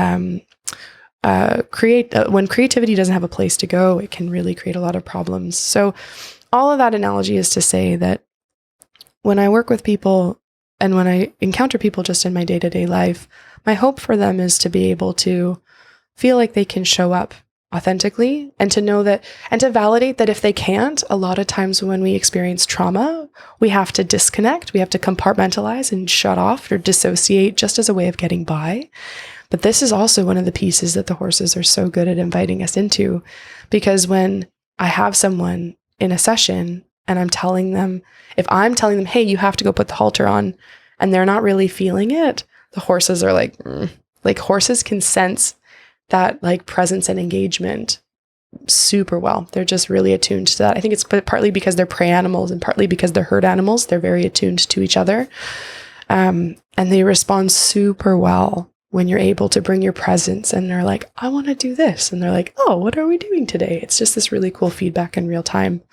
So yeah, I think engagement, and that's just my lens coming at it from a horse nature therapy lens. But I think the question of engagement, is a huge one in our culture today with all the different things we're facing. Yeah, I think it's like statistically like 30% of the time we're like covering up how we actually feel with words. And we don't realize, because you go, well, I want to have a conversation with you, that all of our verbal cues are to help us understand each other. And I think sometimes we underestimate the fact that how somebody's sitting, if they're slouched over, if they've got their head down, is all way more telling. And if they go, no, I'm fine. It's like everything in your behavior. If I mute you, it's telling me a completely different thing, that we're not as good at that. Maybe COVID impacted that, but even just being aware in conversation seems like it's a struggle for people where I have to go check that text message, then I have to go pick up cream, and then I have to like take this person to school. It's like our whole goal is to do so much that we do have to a certain extent, focus on the task at hand, and then we become less receptive when somebody's experiencing something real. Agreed. And I think this was one of the other pieces that really stood out to me when I was listening to Brené's audiobook, The Power of Vulnerability. She's got a 6-hour audiobook version. I think this is coming out of there. But the importance of white space. So what she would call white space is just like if you had his calendar, or like a white or a blank calendar in front of you, and having like a chunk of time that's not spoken for. It's what she would call white space in her calendar. And she intentionally, or like white or blank space, and she will intentionally put blank space in her calendar and book it, and maybe call it something different, so no one feels like if her agent's looking at her calendar, they can't say, oh, like, and she intentionally leaves time for her mind to be bored and to be just blank, because I think we used to have that all the time. Like with the addition of technology and probably our last, 20 to 50 years, there has been so much more content readily available all the time. But prior to that, like if you went to dinner with your family and you didn't think the conversation was interesting, you had to learn to sit there until dinner was done. Like our capacity to be bored, to let our mind wander, is really important. It's also a crucial prerequisite to creativity and coming up with authentic and original ideas.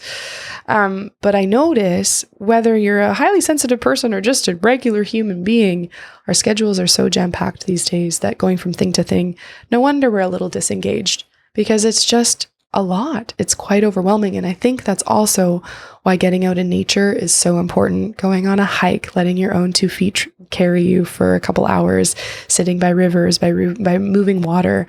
I always find it like that, to me, is like Brené's definition of spirituality is just something greater than yourself that connects you to other people. And I find like when I walk down Vetter Trail and see in like maybe either the evening or the early morning when there's a bunch of fishermen just lined up, like that to me feels spiritual. It's like everyone is connected to something bigger than themselves and sharing space in a way that's a little quieter, a little slower.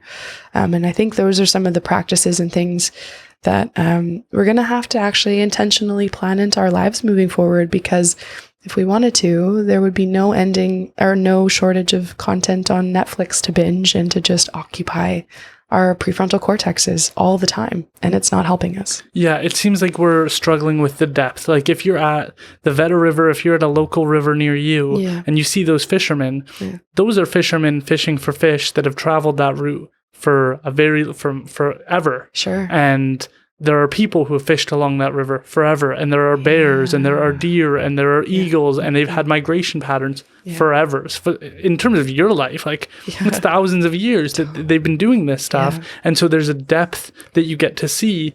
And that is one of the secrets for me for the podcast, is like the secret is everything is way more fascinating than anybody ever realizes. Totally. Like going back to the fern comment, it's like, how many types of ferns are there? What have we used ferns for? How do they function? Like I have none of the answers to any of these questions. Totally. But they are intricate in our ecosystems. They are relevant. They play a role and they connect us. And we can so easily think life doesn't matter. What is this all for? Until you realize it's been going on forever. Yeah. And there's knowledge and experiences people have had that you can learn from. And so I'm interested, I have a suspicion it's going to connect to religious ideas, but this idea of that there's values that people have that are unconscious. The idea that life is suffering. These are also things I feel like we are really terrible at talking about. Like and I did try this, but I don't think the person understood. I was talking to a skier and they were talking about flow states. Yes. And I find flow states fascinating because to me, that is where the meaning of life is to be found. It's like when everything comes together, you've done so much work and then you get lost in a moment and you, as an operator in your own life, get to take a passenger seat while you're still doing things, but you're in a passenger seat. But it's because you put in so much work that you're now in this moment that everything does get to coalesce and you get to enjoy the experience. It seems like the antithesis of depression and anxiety. It seems like if there is on one side this, that the other side is a moment of flow state where everything is coming together. And to put it into context, because a lot of people link it to just exercise. At family dinner, when you're the person who made the dinner and you're sitting in the background and everybody's eating the food and relaxed and happy and you can hear good warm conversations and you can feel love in the home, you're in a flow state, in my opinion, of like everything, all the work, all the hours finally get to come together. But what I see is hosts go, how is it? Is it good? I probably overcooked this. And they get so lost in the art of making the food that they forget that what they were really making was a pleasant evening for everyone and that that's the gift. And so how do we think about the meaning of life when it is suffering? That's so good. And to be fair, I really feel like each person has to be able to answer what is the meaning of life for themselves. Like and that's going to be a combination of the family you come from, like the values that have been brought to you, the values that you have found in dialogue, both like what fits for you from what you've been brought to and what doesn't. I love that piece around flow states. So like for you, being in a flow state is a really like kind of like that peak or that meaning of life. I'm also fascinated with flow states. I did it actually like postgraduate. I did an online course with Stephen Kotler, does a lot of research on flow states, and he has a course called the Flow Research Collective, and it's from the Flow Research Collective, and it was a intensive course on flow states. So I'm just like going to tangent on that for a second because they're very powerful. I think you're right. There's a lot of pieces in there. The transient hypofrontality, which happens in a flow state, which is essentially where our prefrontal cortex gets a little bit quieter and we're more embodied, we're more in our feelings, we're more present, and things just seem to happen. Like, I think if I were to bridge what I understand from the neuroscience of flow states and like maybe some of the existential themes we've covered around values, there's a sense of peace, there's a sense of ease, there's a sense of presence, and there's a sense of connectedness with a lack of suffering. Like there's an adrenaline rush. There's a feeling of being truly alive that I think is very powerful. And so I know, I love that you differentiated between like sometimes people find their flow state skiing and other times people could find it after they've cooked a meal and there's that hum. And I think, this is actually why like, I feel like, again, I'm learning so much in this conversation. I'm going to go away and think about this for days, which is going to be awesome. This idea that, what is it to be human? What is it at the end of the day? I think there's this dialogue between, we each get our own, like, it's going to be different strokes for different folks. Like for some folks, it's like making the meal. For some, it's skiing. I know for me, horseback riding is a huge flow state activity because you're like, there's a bunch of criteria that trigger you into flow states, and there's novelty, there's a bit of risk, but you also have to be like very attuned and in your body. It seems like there's rules though, like with a good game, like you can't play a game of chess without rules. Yes. And so there's restrictions. Yeah. And this is where I love Jordan Peterson, because he goes, it needs to be in your best interest. It needs to be in the best interest of your family. It needs to be in the best interest of your community. It needs to be in the best interest of like society as a whole, like the world. And then not only that, so that's sufficient restrictions for most people. Now it needs to be in the best interest of you today, of your family next week, of the people for the next year, of the people for 5 years. And if you could do it where it was in the best interest of the next 7 generations, that would be swell. So there's rules to you can't go murder people because that de-stresses you. Like there's rules and restrictions that we follow. So you can go horseback riding. And if you do it, like you don't destroy the horses and hurt them. You have a reciprocal relationship with them. You know, it's actually crazy you're saying that. And that was where my brain was going to jump to. Part of why, so I've ridden horses since I was a kid, since I was 5, and I've gone through kind of like hunter jumper pony clubs. I did local eventing, which is, it's a sport where you do 3 phases. And I was noticing the more I was doing horse therapy that the horses didn't like it. And something about that didn't sit right with me. Like they felt kind of like some of the kids' camps and ranches, they were amazing places. We did some really cool work and the kids really benefited. But a lot of times the horses would be a bit sour by the end of it. They felt a bit used up. And I was like, something about this doesn't quite fit with my value, which is kind of like leaving things better than we found them. And also just trying to, beneficence is just the idea of trying to do good, trying to like make things better. And that can come from a variety of places. But a lot of times it comes from like, I appreciate when people act that way towards me. So I want to perpetuate that in the systems and the relationships that I'm in. And so that's why I kind of went on a deep dive trying to find a horse trainer that could help add some pieces to the way that I work with horses that would help the horses come out better in the end too. And this is what I really love about my private practice. In Agassiz right now, we have 2 rescue horses. Both would have probably been destined for the dog meat factory or whatnot had they not come here. Sorry, is that a euphemism or are you serious? No, like they actually can be like, I mean, either they go to like different factories for different things to be processed for different purposes. But yeah, like that's still something. I don't know like all the nitty gritty of things, but like not all horses just get... That just blew my mind. Yeah. And maybe that's outdated. I don't know. I'm not super current on it, but I do know that depending on how you euthanize a horse at the end of their lives depends on what their bodies can be used for. So that is definitely a reality. And so these horses, and the one came from a rescue. So he probably would have ended up somewhere, but one was really neglected, underweight, and the other one, had an injury and just wasn't able to be ridden anymore. So they came to the little farm that we have in Agassiz. And, the cool piece, is that most of the time when I go to horse therapy programs, it's the idea that the horses have to be trained and safe, which is definitely important to interact with them.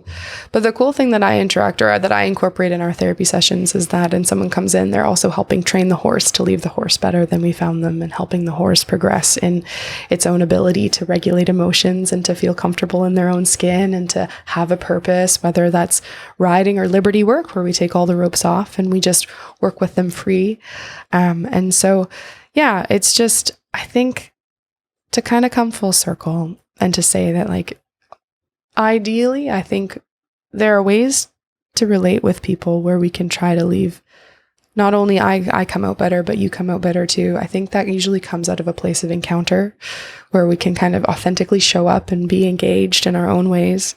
And I think, like for yourself, you mentioned how flow states are so huge when it comes to that meaning in life or even like overcoming suffering or things like that. I do think that different themes come out for different people depending on their stories. And honestly, I feel like it all kind of boils down to love and connection. Like, you know, I don't know a lot of folks who get to the end of their lives. I have some clients who are kind of older and in their senior years, and typically when we get to our last days, the things that matter most are relationships and kind of those impacts and connections that we've had. And so, however those kind of, you can use that as a jumping off point. But I think the thing that flow states often allow us to do is connect to ourselves in a way that maybe we don't always get to. And when you come off, I don't know about you, but like when I come out of, I've gone to like go move 100 cows and like one took off and then I had to gallop to bring it back or something. I come back like that was a flow state, but then I come back with a sense of presence that when I come back to my community and I tell them the story and they're like, oh, that's awesome. And we high five, being able to be in a flow state helps me engage in life in a way that feels more authentic and present and congruent. And then that just makes the relationships that I have that much sweeter. Yeah, that was what the comment that Jordan Peterson made, which was wherever you find yourself getting lost in time, where all of a sudden 4 hours flew by and you didn't even notice, focus and find more time for that and try and expand that in your life, and you'll have a better quality life. Like that is one of the secret ingredients to finding the meaning of life is figure out where you don't even realize that time is going by. And some people it's cooking, and some people it's going for a run. Some people it's like having good friendships with people, playing a game or something like that. But you have to go find that, and it has to be something that means something to you, and that's going to look different for different people. For me, it's often getting lost in really good conversations, which is why I enjoy doing this, is because my secret sauce is I'm genuinely interested in what the person has to say. And the terrible thing to watch for me is seeing somebody ask 10 questions based off of like a form that they printed out to ask interesting questions. And it's like, this is so disingenuous of you. All of your kind of like laughter towards whatever the person said is not genuine, because you're reading off the same 20 questions. You ask every person, and nobody is ever going to be able to come through fully if that's sort of your approach. It has to feel natural and honest. What are your thoughts on how religious ideas can help people reach their potential? Like it seems like we're afraid of that topic right now. But when I think of like Cain and Abel, you can think of the characters like Thor and Loki. You can think of like different characters that just embody these ideas. But the idea that you make bad sacrifices from Cain and Abel is true whether or not you believe Cain and Abel are real human beings or not. The idea that innocence can be sacrificed, which is sort of the story of Jesus Christ, is true. The idea that we don't always value those who are most vulnerable, those who do good, that sometimes we're resentful of those people.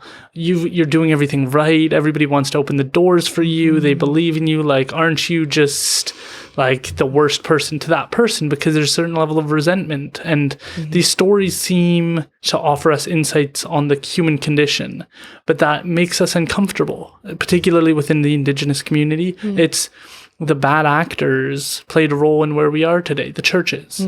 My counterpoint, and it's not a stable one, but it's just that nowhere in the Bible did it say what they did was good. Nowhere did it say hurt children. Like, those are the tenets of an evil person, and evil people will pick up whatever they can use to justify their behavior. That doesn't indict the benefits of playing it out. And then the other one is like people who say they go to church every week and don't act it out, to me, aren't religious. The people who are actually religious are the people who make good dinners and create good communities. These are people who are living religiously in the belief that community, love, warmth are good things. But we often go, well, I'm not religious because the people who go to church are often the worst actors in society. And it's like, that's a terrible argument. That's the worst argument for the ideas behind it. At the root of it are bad, because the idea of like being thankful, being thoughtful, the idea of even just how a church operates, where people play a role. You have the ushers, you have people who are doing the greeting. Like, you have a job to do within this community, and you don't get paid. You do it because you care. Like, we are just sucking at that right now. And it's just, it blows my mind, because the ideas seem good. They seem like they worked. Totally. And we're not allowed to talk about it right now, or at least that's the vibe I get. Yeah. The fascinating thing to me is the only area where people still talk about their religious perspectives is in the counseling world. You're not going to hear it from lawyers, judges, and perhaps for the better, teachers. We're not going to hear that. But counselors can still say, I bring a Christian ethic to it. And I just go, where else are you allowed to say that right now? This is a great question. Well, one of the questions, even in one of Brené's talks, she'll be like, the difference between it. People can say they're spiritual but not religious, right? Like, how many people are religious or not spiritual? You know, that's a distinction we make, because a lot of things associated with the word religious have been really, really painful and really traumatic and terrible. And I think it's interesting as far as like, if I can be a little more like candid in my own personal journey, you know, I being raised in a more religious Christian home, you know, there were a lot of values that were instilled that I really, really value and still appreciate to this day. Love, forgiveness, a lot of things you talked about.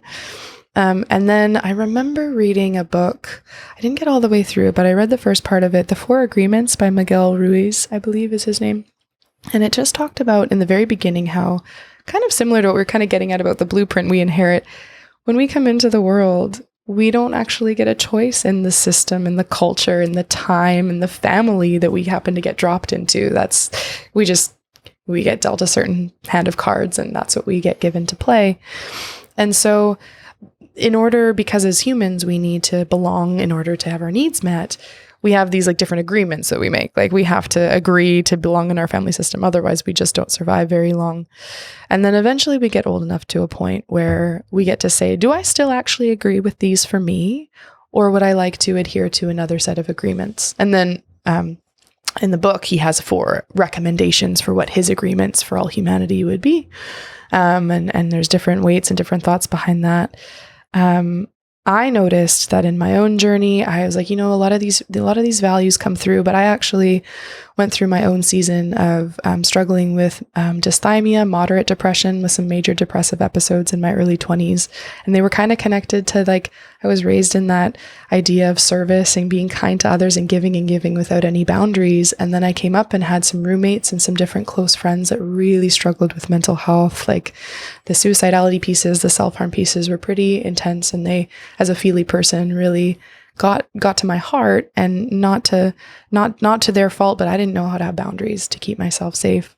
And then I went through my own sort of spiritual, I wouldn't call it a spiritual crisis, but it was definitely like a wrestling, a rumbling. Just this kind of like what works, what doesn't, what still aligns. And I think that was actually what really drew me to psychology, was this desire to see, like, not to throw the baby out with the bathwater, so to speak. There were a lot of values in the faith that I grew up in that were super valuable. But then there were these missing pieces around, you know, when we learn in psychology that when we feel resentment towards another person, that's actually a clue to us that we've given up our space and we didn't hold a boundary where we should have. So how we could reset and be more clear moving forward, resentment is a me problem, not a them problem. Things like that. Like I see lots of issues within the church. And I think you also hit a note too that resonated quite strongly with me, where you said, you know, the church was connected with state and there was powers, especially with the history of the residential schools.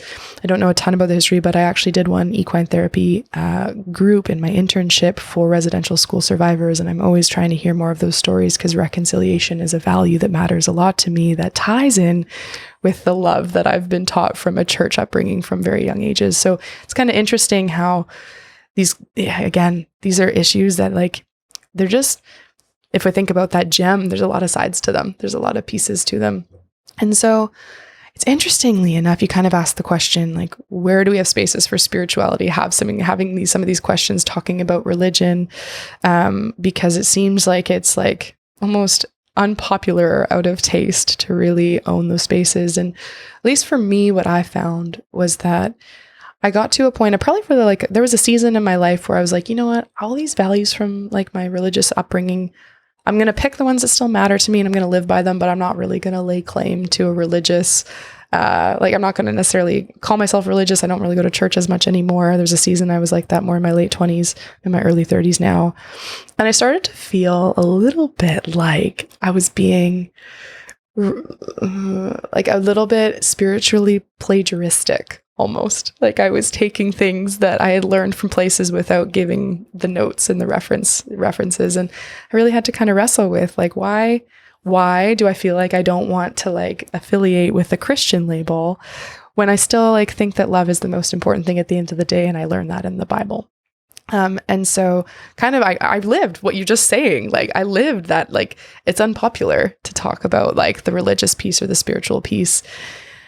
And I kind of hit a crossroads where, like, do I just let it all go or I don't? And I think the thing that I kind of came to for my own peace, probably also because I'm an academic at heart. I enjoy being a learner, and just in the same way that I don't think it's cool to take ideas and steal them for my own without citing my sources.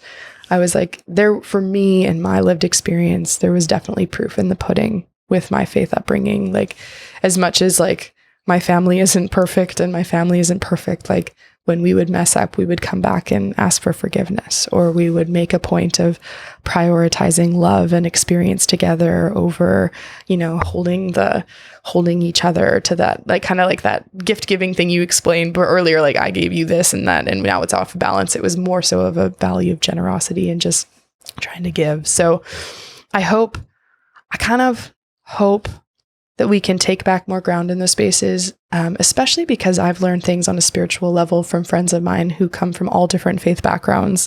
Like, they teach me things about faith all the time that are really valuable to me. And so having more conversations, I think what it comes back to for me is the value of dialogue, encounter, and engagement.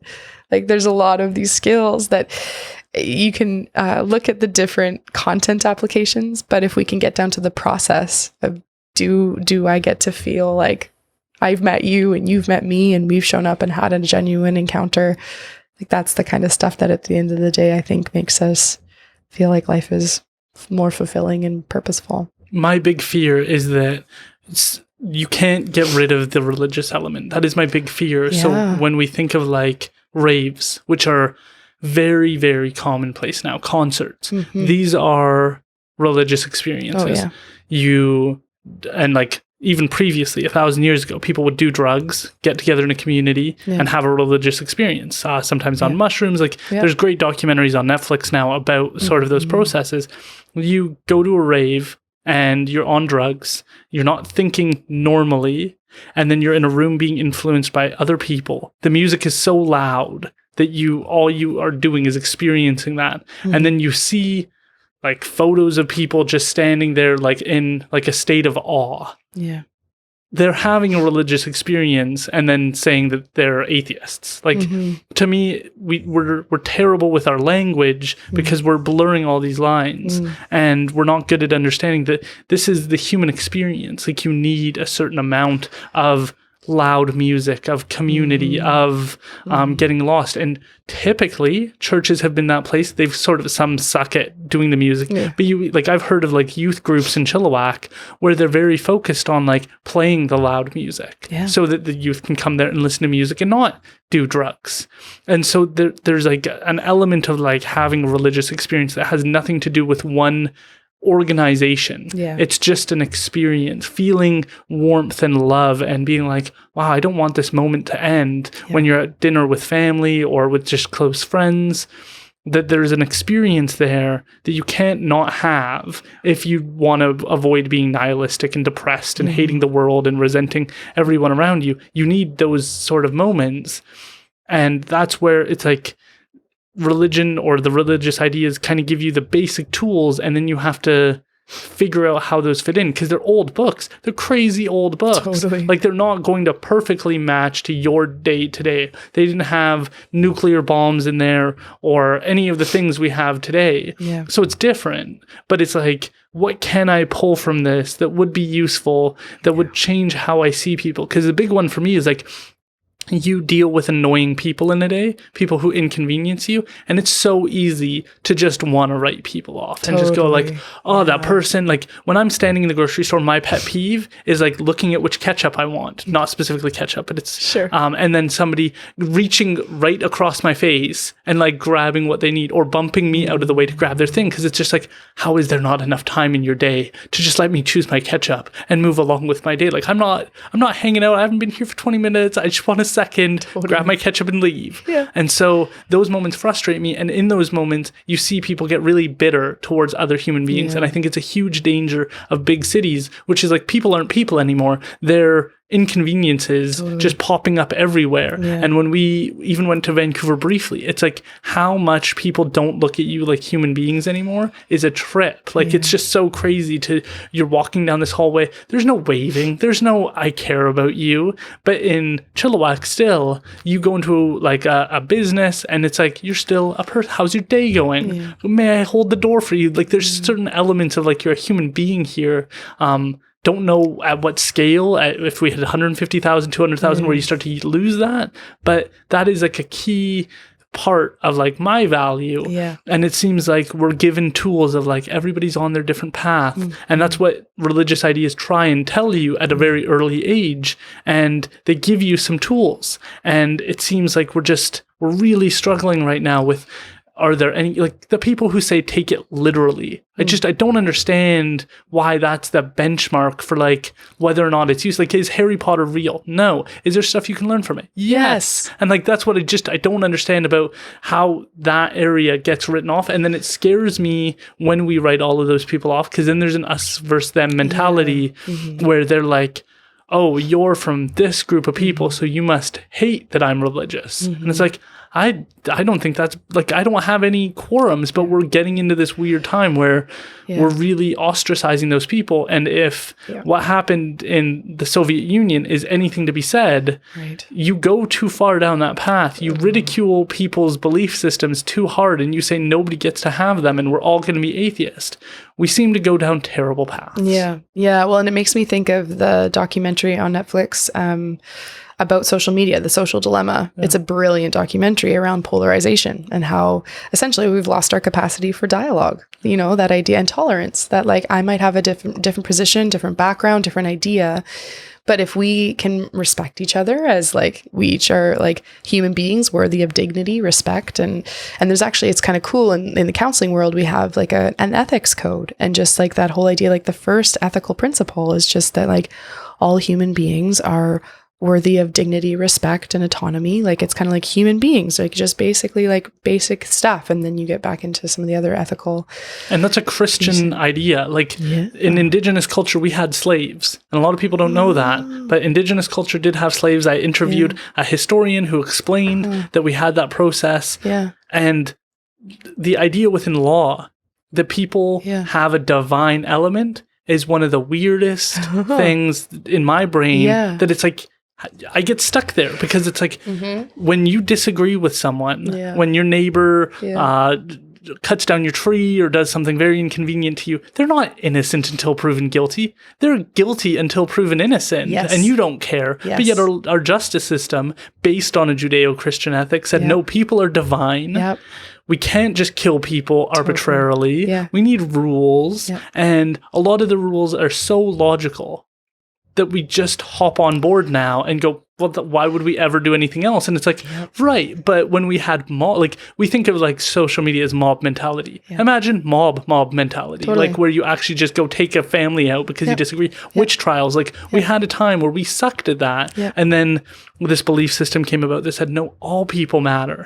No matter the Robert Picktons of the world, where we go, no, like we don't want you to ever integrate with society ever again, but we're not gonna off you because you matter. Like what? Like just it seems so crazy. It is crazy, and it makes me think of a couple things interesting. So a lot of people don't know this about me, but I was actually born in Papua New Guinea. So that's like an island above Australia, half Indonesia.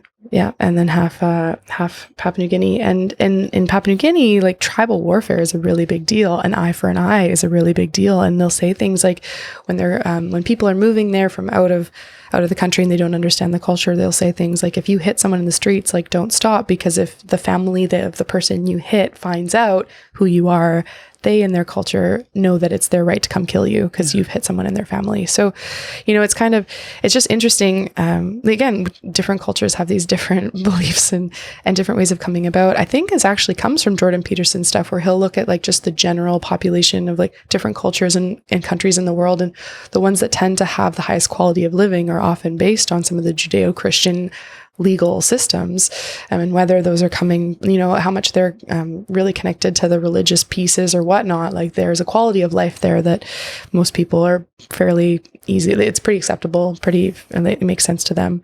But interesting, it made me think of as you were describing, actually, my fiance, he's doing his master's in marriage and family therapy, and he works as a pastor. So he's often integrating therapy and theology and all these kinds of things. And one of the things that we've chatted about that I've really enjoyed talking about, he's like, it's kind of like the job of each generation, at least within the Christian community, to like recontextualize the faith or the Bible so that it applies and is actually practical and useful and helpful for the current community as it stands. Because there are no scriptures around social media use or guns or bombs or things that didn't exist when it was originally written. But I think it kind of comes back to your point where it's like, we can learn whether it's Cain and Abel or Thor and Loki, or, there's these themes that come out in different narratives and different stories that can really help us get towards how does it feel, to kind of back to that personal experience of how does it feel to be in these communities? Because I know that even though, my parents lived in Papua New Guinea for 3 years, I came along on the tail end of that as a bit of a surprise. My mom had just a piece that it was going to be okay. Most people told her she should have gone to Australia to have me, but it's kind of a cool, like, outside the box way of coming into the world. And that's actually shaped my whole blueprint of how I've walked into the world, of a lot of people assuming that like I'm kind of just mainstream, and I've never really felt like I fit in the box. I've always kind of felt like I see things a little bit differently, which comes out in why I'm an equine therapist, not just a traditional therapist, and all these other places, which is kind of cool, kind of how I've learned to know myself. But just all of these themes coming together, I think that when I hear them describe their experience of living in Papua New Guinea, they're just lived experience of the fear of what it's like to live in a culture where an eye for an eye is the standard. It doesn't feel super good. And there is this, they felt like there were homes that they stayed in at certain times that felt really unsafe. And when they got to move onto a compound that had walls and gates and security, that made them feel safer in connection to the school my mom was working at down there. And so I think that, like, even though, there's a lot of great minds out there that can debate ideas, religion ideas, principles, values, there also needs to come down, at least for me, to this point of like, where's the proof in the pudding? A cousin of mine who does a lot of work in finance, we have some cool discussions too. And she's like, I think when it comes to religious ideas or faith ideas, there's a lot of good in, like, the intention is good. The execution is often poor. And that would probably be how I would probably comment on some of the residential schools and stuff. Like, I don't even, and even some of the intentions were not good. And but I think there might have been some good intentions. I don't want to touch that too much, but execution was very poor in a lot of places, very evidently. And so being able to hold intention, what are intentions? What are the hopes? What were the executions?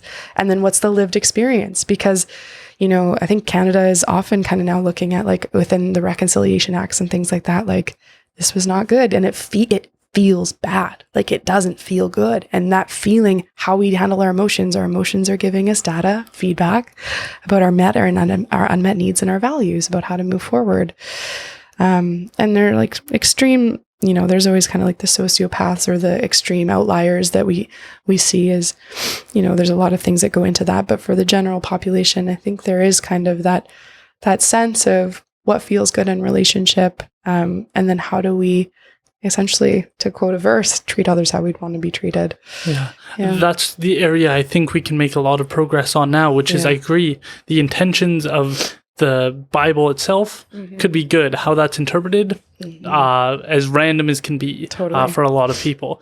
But Indigenous culture can offer a lot more insights as well. Like, there isn't a strong emphasis, maybe Noah, but the emphasis on elders is way bigger within Indigenous culture than it is in Western culture right now. And the idea that you can learn something from your elders seems so crazy to people because they go, well, my grandpa doesn't know how to use social media. And it's like, yeah, but do you think he knows about Ukraine and the wars that have happened in the past? Probably. Do you think he knows about the Great Recession and how we approach inflation today? Probably. Totally. Because my grandmother was infamous for always saving things until past the expiration date. Yeah. She knew what it was like to have nothing, to have food that you needed to last until the very end. And there are insights on how to have a good meal, family recipes that we can learn from our elders. And it's a fascinating thing. When I was talking to the leather worker, Tim, we were talking about the idea that you could eat a meal that somebody else made 100 years ago, and you could eat it and get an inkling, a taste, an idea of what it would have been like to be during that time, because you're sharing a meal with somebody who's not there anymore. And that's such a fascinating kind of concept to kind of think about. That again, connection to something greater than ourselves through something that's tangible and practical. You know, I think that there's, I think it's what I notice actually when I work with kids who have been adopted or have had like early attachment disruption, and they don't necessarily know where they come from, like the traditional foods or those pieces. Like there's a grief and there's a real sense of like, who am I? Like what brings me into who I am? And so, there are so many threads to this conversation that I love. And I wish actually just like almost like as a little microcosm of what we've talked about, I wish these spaces existed more in the world, that we could have more conversations like this with our friends, with our colleagues, with our family members. One of my favorite podcast hosts is Chris Williamson. Okay. He's really interesting because he was a club owner, made a lot of money, and then realized he checked all the boxes of like what society kind of says is success, and he felt completely empty inside. Yes. So he followed in the footsteps of the Jordan Petersons, the Joe Rogans of let's have conversations, and he found that incredibly meaningful. And one of his pitches more recently was like, everybody should try and do a once a week podcast. You can record it, you can not record it, but start to figure out what you think and do that with another person regularly to develop an understanding. And then you can go, oh, my first episode I said I believed this, but now I'm saying I believe this, so how do I square the two? And I think that that's really important for people to start to just have conversations. But how often do people really look at each other and have a quality conversation? Well, and this is where I've loved, so my foundation for working with therapy would be that kind of client-centered starting point, but then it quickly moves into existential themes often. And I did like a 2-year training or a multi-year training post-grad school in existential analysis. And all of this idea, the big emphasis in it is finding the meaning in your existence, finding the meaning in suffering through dialogue, and the idea to knowing what you think is no small task. The amount of times I actually sit with folks and I'll ask like, which one, like, would you like this or this? Or did you like this or that? And they're like, I don't know. And it's actually very immobilizing. It's very hard to make decisions. And so interestingly enough, one of the therapy, like the way that we work therapeutically with existential analysis is essentially what we do. In order for someone to build a meaningful existence, you're trying to essentially build a table with 4 legs, or in my analogy in horse world, a horse with 4 legs. But the idea that we kind of go through 4 pillars to build. And the first one is just the question of, can I be? Like, do I have enough safety and support in my world to be here and exist? Because if I don't have the basic like things to support me and like to exist, all the other questions of meaning and stuff are nice, but like I need to know safety, support, food, like basic needs. Like, can I be both physically and emotionally and mentally here? So that's the first question. If we can establish that in a sense of that, then we move to, do I like to be? Do I like my existence? That's where a lot of, so the first one, if someone says, no, I can't even be here, usually anxiety is the biggest issue that they're struggling with. Then we get to, do I like to be? Do I like my existence? Do I, and that's where, what do I like and don't like? Because behind everything, what I don't like, behind every no, there's often a yes. So we're always trying to hunt the yeses, but sometimes we have to start with the no's. I don't like this. I don't like that. I don't like when that person talks to me like that.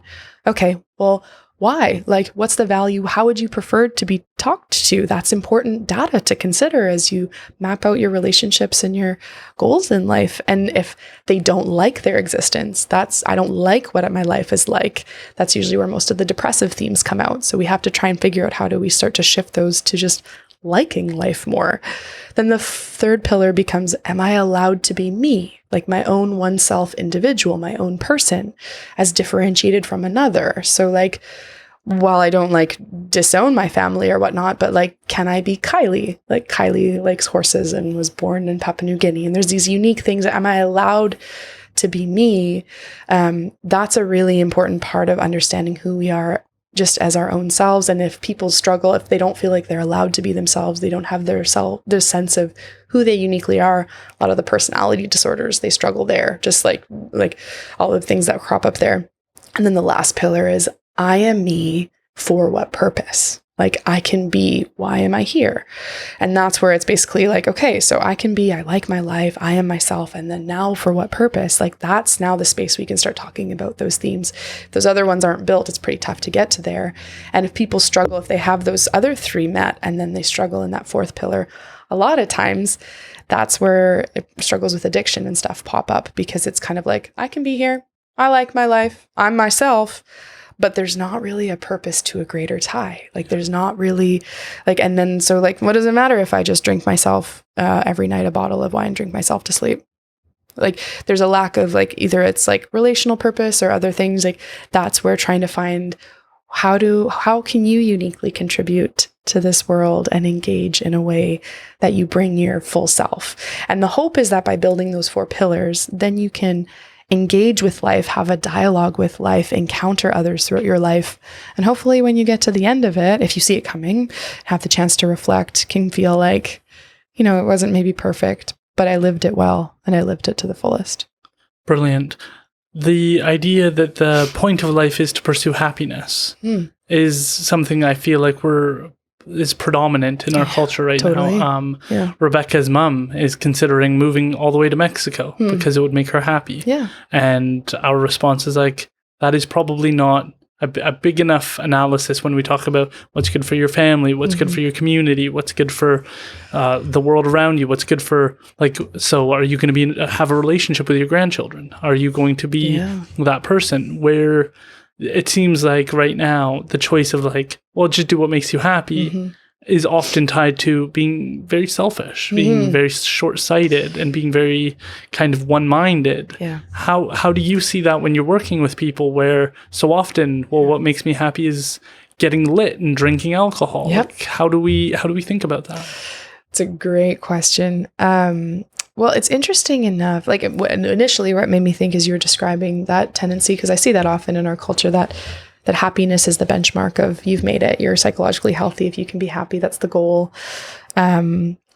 Interestingly enough, when you look back in psychology and some of the fathers of psychology, some of those schools of thought were more based on if you can just like have pleasure, whether that's sexual pleasure, like Freud's psychosexual stages or different things, like that is the purpose of life. If you can just like procreate, pass on your genes and have a good time, that's how you've made it. And that was a big number of theorists were supporting that idea. And that's where Frankl came in and was a bit of like another option. This idea that maybe instead of a will to pleasure, we actually are motivated most by a will to meaning. And that's where the connection to suffering comes in, where a lot of time, you think of like a movie like Braveheart, that's just iconic because there's so much meaning and there is suffering, but there's a lot of meaning and purpose in it. And so I do think that I think as you asked that initial question, what do you do with folks that maybe are just like, yeah, I get lit and I get drunk all the time and it feels good and I don't care. Like that's meaningful to me. I always start with curiosity. I always find that like curiosity gets me so much farther than judgment in those spaces, because I genuinely, that doesn't resonate with my experience. So I'm just genuinely curious. Like, tell me more. I don't really know.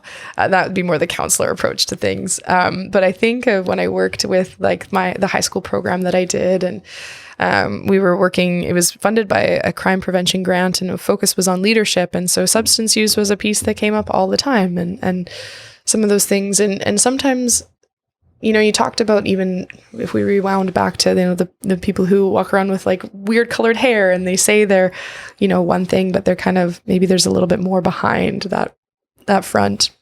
I don't know if I've ever actually sat with a person who used a lot of substances and numbed a lot and partied really hard and said, I just really love and feel like really fulfilled in my life and have really meaningful relationships. And one of the questions, it's kind of like an existential question I like to ask people, but like, if you got to your 100th birthday, how would you want people to talk about you in their speeches? Like, those are kind of the questions I like to ask people. And it's like, would you want them to say, oh, they were a really good time, they always had the best thing, the best hookups?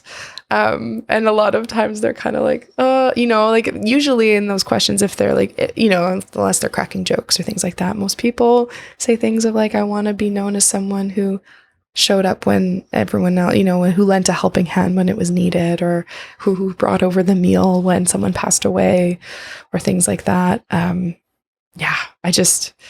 I think it's interesting how we can take a lot of ideas so far, but then when we boil them back down to the lived experience and the lived reality of what it feels like, I just see more cases for that need coming back to love and belonging at the end of the day are the pieces that humans tend to need and thrive on most. Yeah, one of my favorite thought experiences was, I don't know if you've heard of David Goggins, but he's an ultra marathon runner. Oh, cool. He's broken some really crazy records of like the pull-up amount you can do in 24 hours. So he did like thousands, and then he lost. So he did it again, and then he had to do it a third time in order to break the record. So he's just a crazy person, but he was abused growing up. He had a terrible time. And one of his thought experiences was like, at the end of life, if there is a pearly gates, if there is a person who goes through your list of how you lived your life, he wants that person to be astonished by all the things. Like, you weren't supposed to run 5 ultra marathons in 4 weeks. You weren't supposed to do write a book. You weren't supposed to do these things. And the idea that we have this potential, it seems like we say that, but it's such a more profound thing than I think we're able to comprehend, at a young age, but then we don't say it later in life because, well, you're here and you did it and now you're working at Save on Foods or whatever it is. And we stop thinking of you as like a thing that has tons of potential. The fascinating thing for me is like when you see one of those grocery store clerks, we've dealt with a few who have like a really strong sense of humor that are constantly trying to make jokes. And to me, what I see is like, you're too intelligent for your own job. Like if you had it gone differently, you'd be a lawyer, a judge. If the cards were dealt a bit differently, you'd be there because you've got the intelligence and you're losing your mind because you don't get to exercise that muscle that is so large and so powerful that you just don't get to fully kind of share that with the world. And so it comes out in funny, sassy comments, but it's a sign to me of like, you are capable of so much more. And people forget that because now you're 40 and you're working at a grocery store. So we kind of forget about that. Well, and I think the other piece too is that I think I track with what you're saying. And also, I think one of the things I loved in one of Brené's books was when she said, sometimes we don't have the luxury of being in a job that really like brings all of our giftings and strengths to the table, that really like enlivens our purpose. And so sometimes our job is just an investor in our dreams. Like our day job, just what that pays the bills, can then be the thing that gives you enough stability to invest in potentially the hobbies or the things you do in your own time that light you up. And she's like, so for some people, like if your creative outlet is making candles and you just sell your 2 candles on Etsy and you have to work your whatever job to be able to give you that time, like, purpose is the cool thing about purpose is that it is very subjectively laid out. And the sense of it is the same. Like purpose for me feels similar to a sense of when someone else feels purpose, but what does it for me will be very different and unique to what does it for you. And even I think of someone who is in a position like that, like maybe if they found purpose in knowing that they could just brighten different people's days as they went along, it takes, maybe it's not about, that's where it's not necessarily about being able to remember all the codes or be the quickest cashier, but just to be like, I made that person smile. I'm making the world a better place. Yeah. And you don't even know how many doors that opens when somebody goes like, I think the world needs competent people. Yeah. And so if you can be a competent person in a role that other people underestimate, the thing I miss is like when I was growing up, I don't know if it's still that way. When you'd have that first job, people would be like, if you do a really good job, like you don't know if somebody's just going to offer you a new job that's going to be way better. That's going to be exactly what you want. And I don't know if that's still like a cultural trend, but I think it's key. The idea that you treat the person on the other side well, you don't know what doors could open as a consequence. Like, again, if somebody sees your potential and goes, I'm looking to fill a position in this role and we need someone kind and thoughtful. Yeah. Well, if you're working and dealing with thousands of people a day and still being a thoughtful, kind, considerate person, like, dang, you're going to kill. And there's a reason that we say McDonald's gives you all those basic tools is because you're dealing with people at scale. You're dealing with thousands of people and you mess up everybody's order, you got some very unhappy customers. and people who eat at McDonald's are often the people who are willing to go inside and complain at you for messing everything up. Totally. So it's an area to test yourself on what could you deliver. And every time Rebecca and I get good service, it's just like, wow, like it's a breath of fresh air, and it does make your day better because you go like, our food is hot, like it's fresh, it doesn't taste like it's old. The people were kind and considerate. You didn't have to repeat yourself 7 times. They weren't like, sorry, what was that? And it's like, oh, I just want my food. Totally. So I think that can have a huge difference. Horses.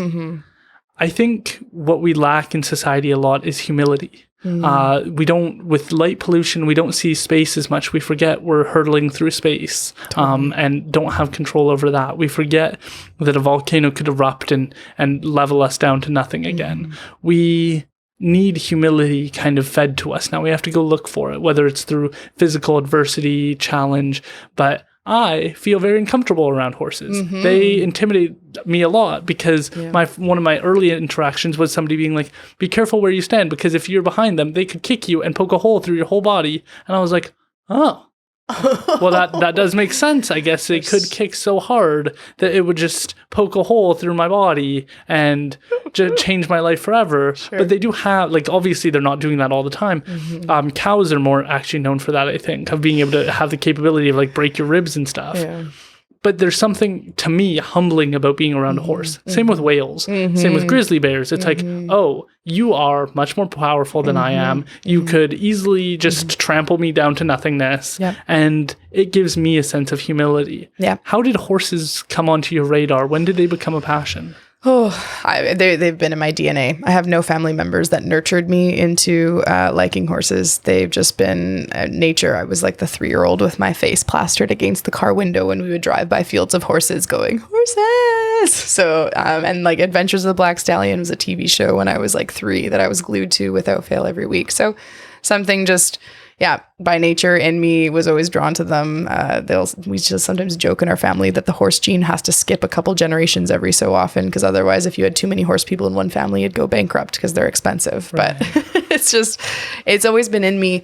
And interestingly enough, as you talk about humility and being in the presence of bigger animals, my mentor, Josh Nickel, so he's a horse trainer. He's a cowboy out in Alberta, and from September of 2019 to September of 2020, so over when COVID hit, I actually lived up in Athabasca, northern Alberta, and just was working for him, doing some social media communications work and just trying to learn as much as I could about his approach to horsemanship, because every time I watched him interact with a horse, it was like the horses liked him best. Out of all the trainers I watched handle horses, like the horses liked Josh. And I was like, that matters to me. I want to learn from a horse trainer that horses like, not just that other people like. That was important.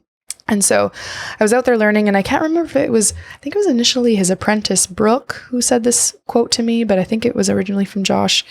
Just this idea that what horses have to offer, or what we have as people have to offer horses, is our prefrontal cortex, our ability to see the world without fear, to know that the tarp flapping on the fence post isn't going to eat you, like to be able to see and understand the world in a capacity greater than what you would come with by yourself.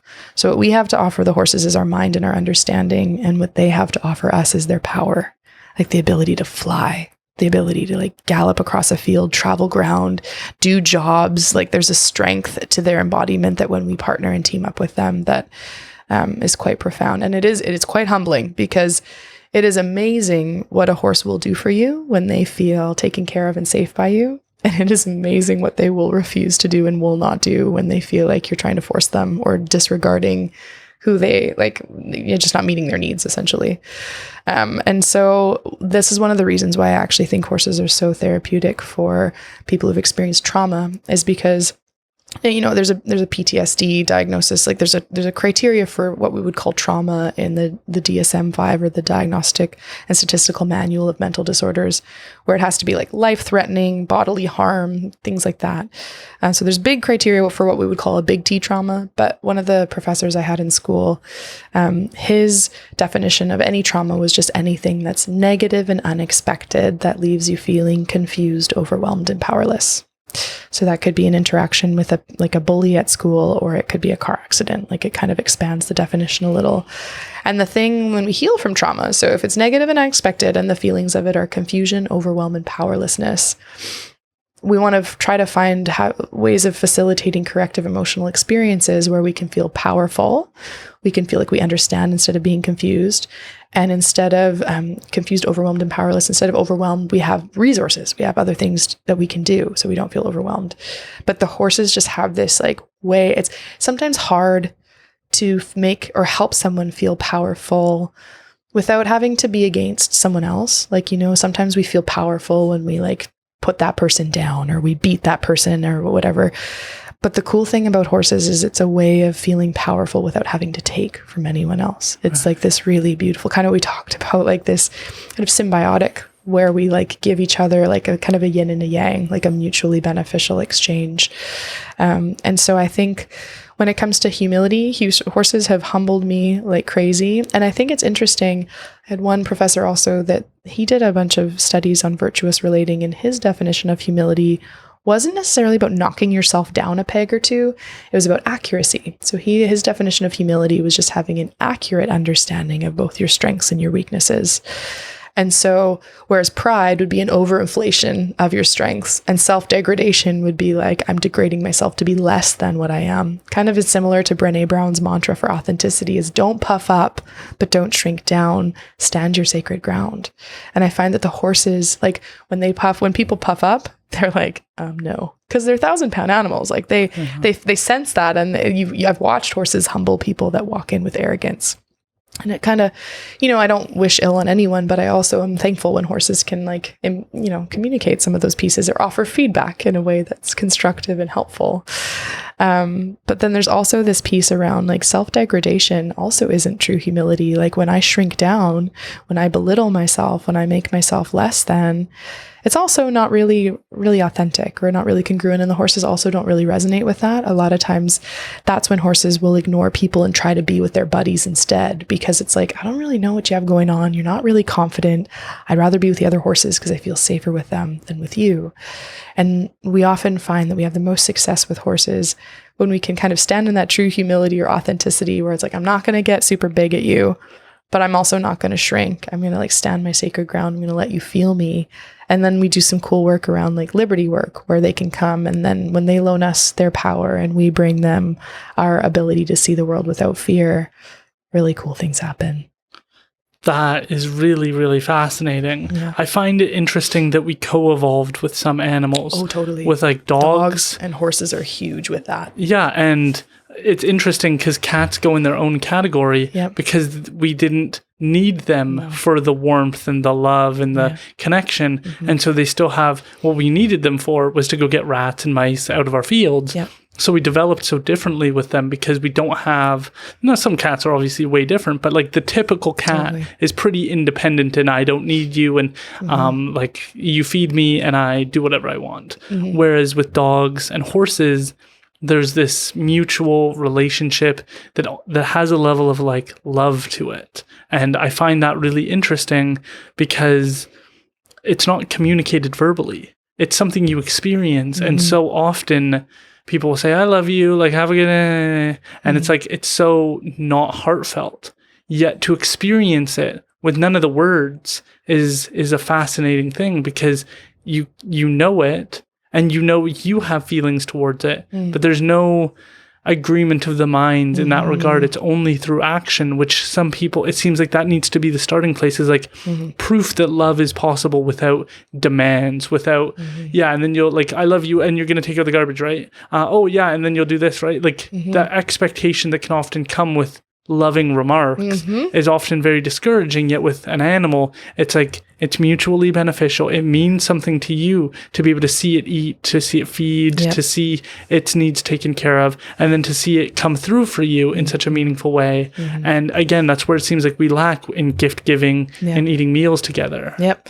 Well, it's just interesting how like, if we looked at scripture, that idea of like unconditional love is that idea that we try to treat others how we want to be treated with unconditional love.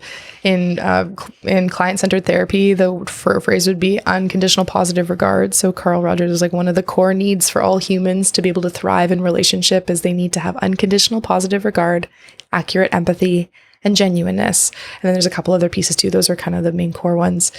And so it's just interesting how a lot of times, even for folks that I've sat with who've been through traumatic stuff and hard moments with humans, that unconditional love that a pet or a dog or a horse brings. And I think dogs are like especially good at unconditional love. I think horses are very good at presence.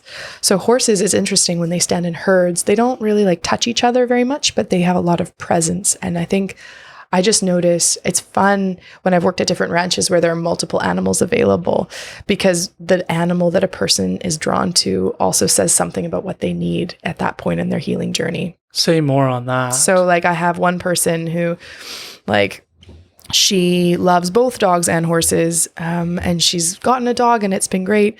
But right now, horses are where she's resonating most and being able to do most of her work, because part of her piece is a bit of a sensory input piece, like the highly sensitive person. There's a little bit of overload with that, a bit of social anxiety. And the horses are just, there's a resonance there. That her dog is when she tries to connect with her dog, that's her place where she has to kind of push herself to grow. But the horses are where she like, it's like her cup filler. It's like the place where she's able to just to be. And that's why I actually find it so valuable to work from a client-centered perspective when I do animal therapy, because if I were to have someone to give me their intake form or whatever, and I'm like, I think you should be with this horse or this dog or this animal, like, I actually miss out on this potential really cool interaction when the person resonates to where they might need to be. And then they actually get a chance to A, express their voice, and B, learn about like, what does it look like? Kind of like that self-carriage idea. When I bring myself to the interaction, how do I navigate what I'm going to need moving forward? So another way to say that too would be, so depending on which animal someone's drawn to, that says something about what they need. So some people that are more drawn to dogs are really more into touch. They're a little bit more vocal. They might be a little more playful.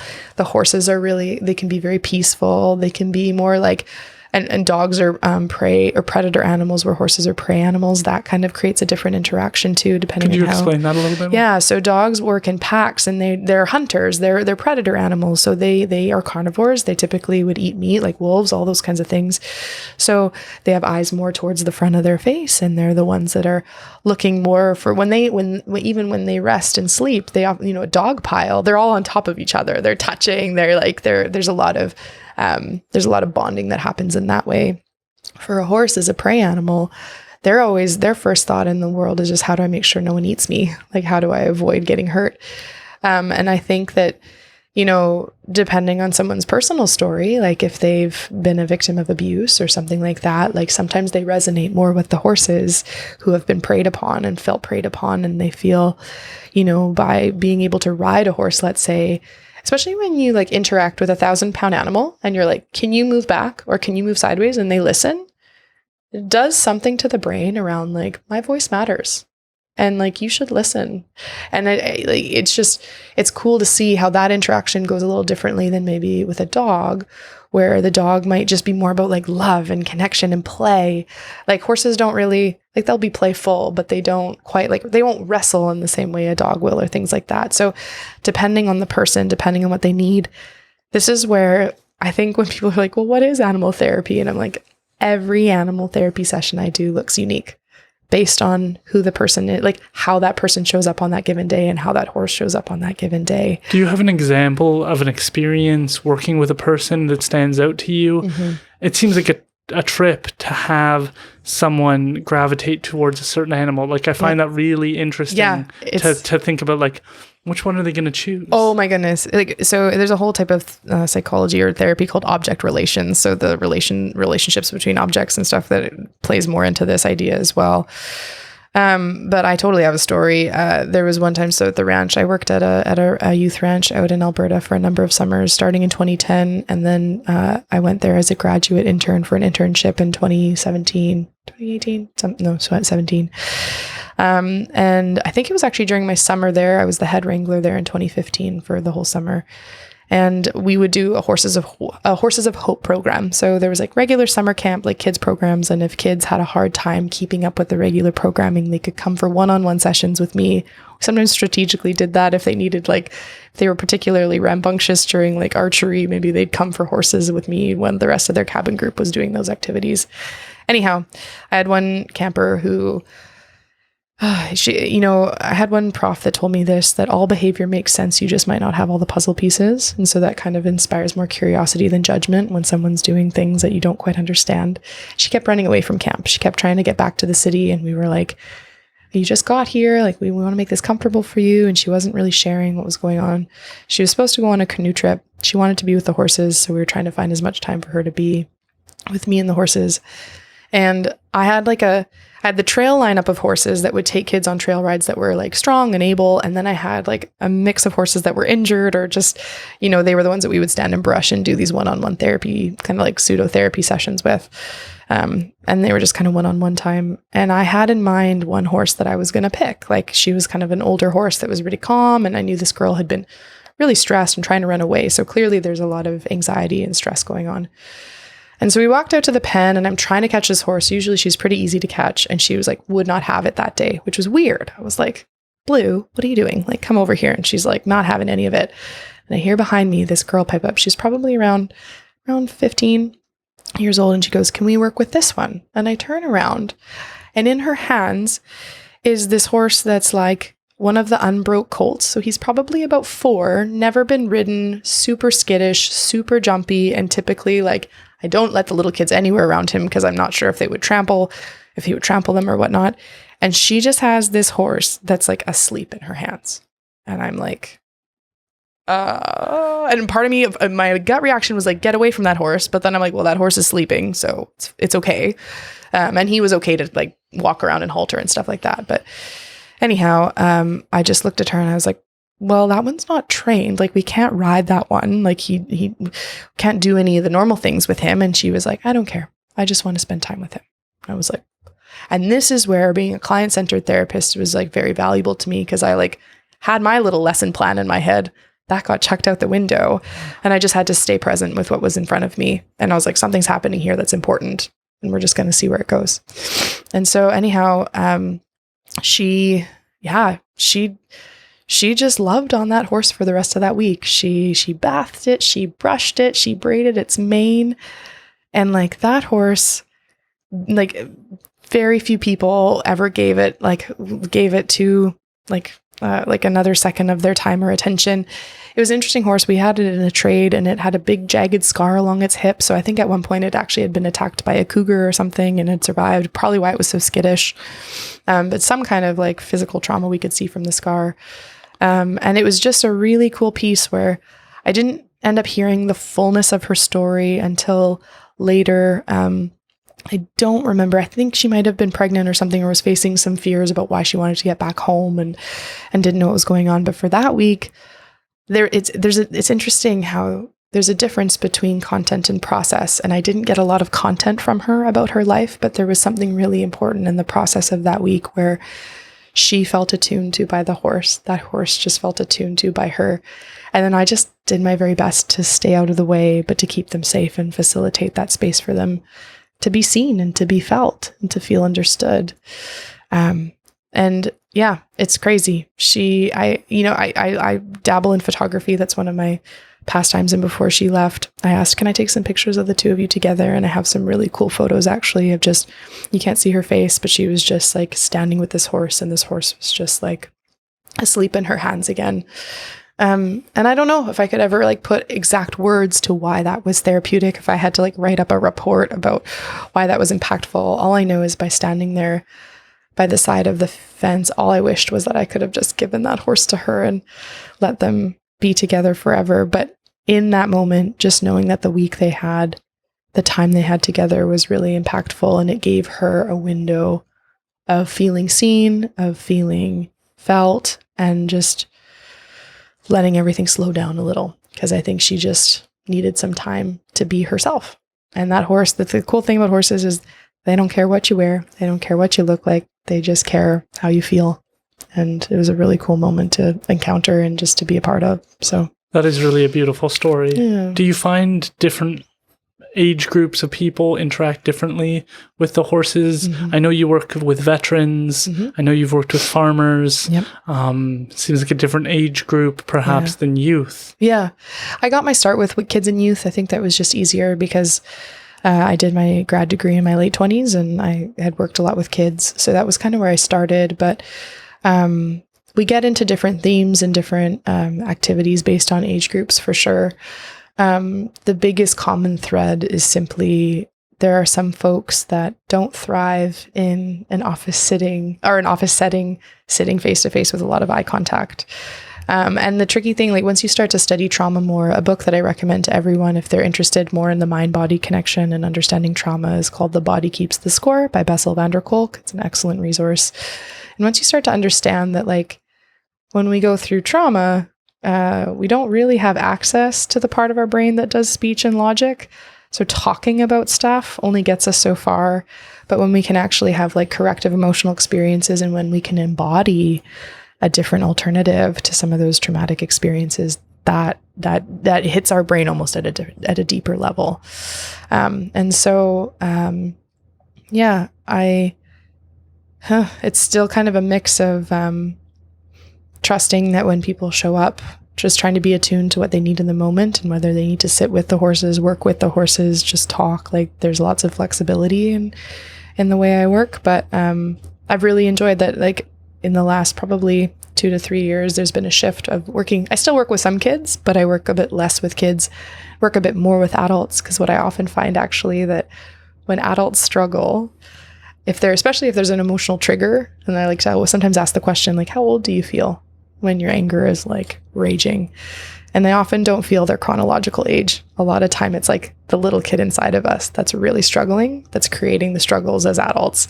And so a lot of times it's almost like when we do the inner world work, if I can, in the same way I would work with a kid, if I can help meet the needs and bring some peace and bring some healing to that inner child that sits within a lot of folks, the work actually looks a little similar. But then trying to integrate that with our adult self and move that forward looks a little different when we get into how do we take some of these good feelings that we feel here at the barn out into our everyday world.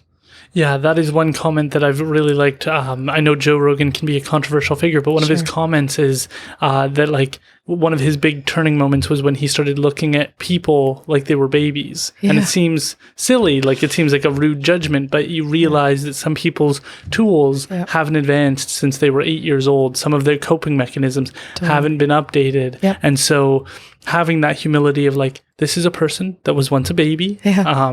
They grew up, but they didn't get this tool. It's easier to cope with when someone's rude, disrespectful, inconsiderate, when you can go, okay, this is their life though. Because often we treat them like they are who they are in that moment. And we go, oh, what a terrible person. We hate that person because they don't even know how to communicate. And it's like, right. But you're like, look at who they are and how they developed. And maybe they didn't have loving family members who taught them all those tools and all of those different things. Slowing that down and recognizing that people grew really fast. Maybe they're expert at math and they're killing it at that, but then they didn't have to go and get the tools on how to communicate properly, how to listen, how to be considerate. Totally. Yeah. I just, I had a thought there and that was good. One of the therapies that are gaining more traction all the time and are becoming one of the therapies that's becoming more popular in trauma treatment is called lifespan integration. And the whole point of lifespan integration is to build a timeline where all the parts of you at all different ages are online, are conscious of each other, and then integrated so that we can bring like the 3-year-old, the 4-year-old, 17-year-old me into the present day. And not that they all like get to like bring all their emotional like stuff into today and spew that on whoever's in front of me. But the idea that to have a fully integrated self helps us tend to function better. Usually when we have trauma, we tend to get split up or parts of us get stuck developmentally. And so then being able to heal requires being able to become conscious of the fact that there are multiple voices at play, that part of me wants to be able to hold it together and part of me would really like to just chew out that person in the grocery store. So consciousness is the first step. Then those two parts have to be able to communicate kindly to each other, because if they're at odds, that's only going to create more anxiety and internal tension. And then last, they need to cooperate and work as a team, because chances are that angry part has some valuable pieces to bring to the table when it comes to asserting boundaries or holding people to higher standards. But it needs a chance to work as a teammate and cooperate with the part that can also deliver that in a kind way that people can hear and actually want to try. Indigenous people have that, but it's for families. You're supposed to, part of the steps for 7 generations is to know who your parents are, who your grandparents are, who their grandparents are, and so on. Awesome. So you understand, to me, like from a psychological perspective, it gives you the tools of like, where was the lacking for the past 4 generations?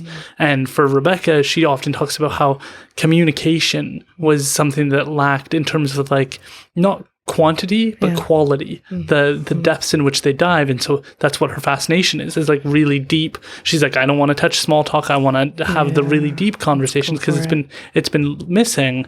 And so seeing where people's lacks were, it allows you, like, I could be mad at my grandmother for how she acted, but I understand where she was coming from. And if she had have been like, I don't want to have kids now because of the terrible things that happened, I wouldn't be here today. Totally. So it was like a brave process for her to have kids, even if she didn't do everything perfectly, because it allows the trauma of a family lineage to move around and to change and for a different path to be taken, but it takes risk to kind of continue on. And so it's interesting that there's like your life integration, but how you and your family fit in together is also key, because so many people's biggest influence is their grandparent, not their parent, who helps shape them. And so understanding where that person came from, and then, what did they go through? And again, it goes back to that understanding history and the people who are involved. Totally. And that's where I notice so often too, when I work with kids who have been adopted and don't have access to some of those pieces,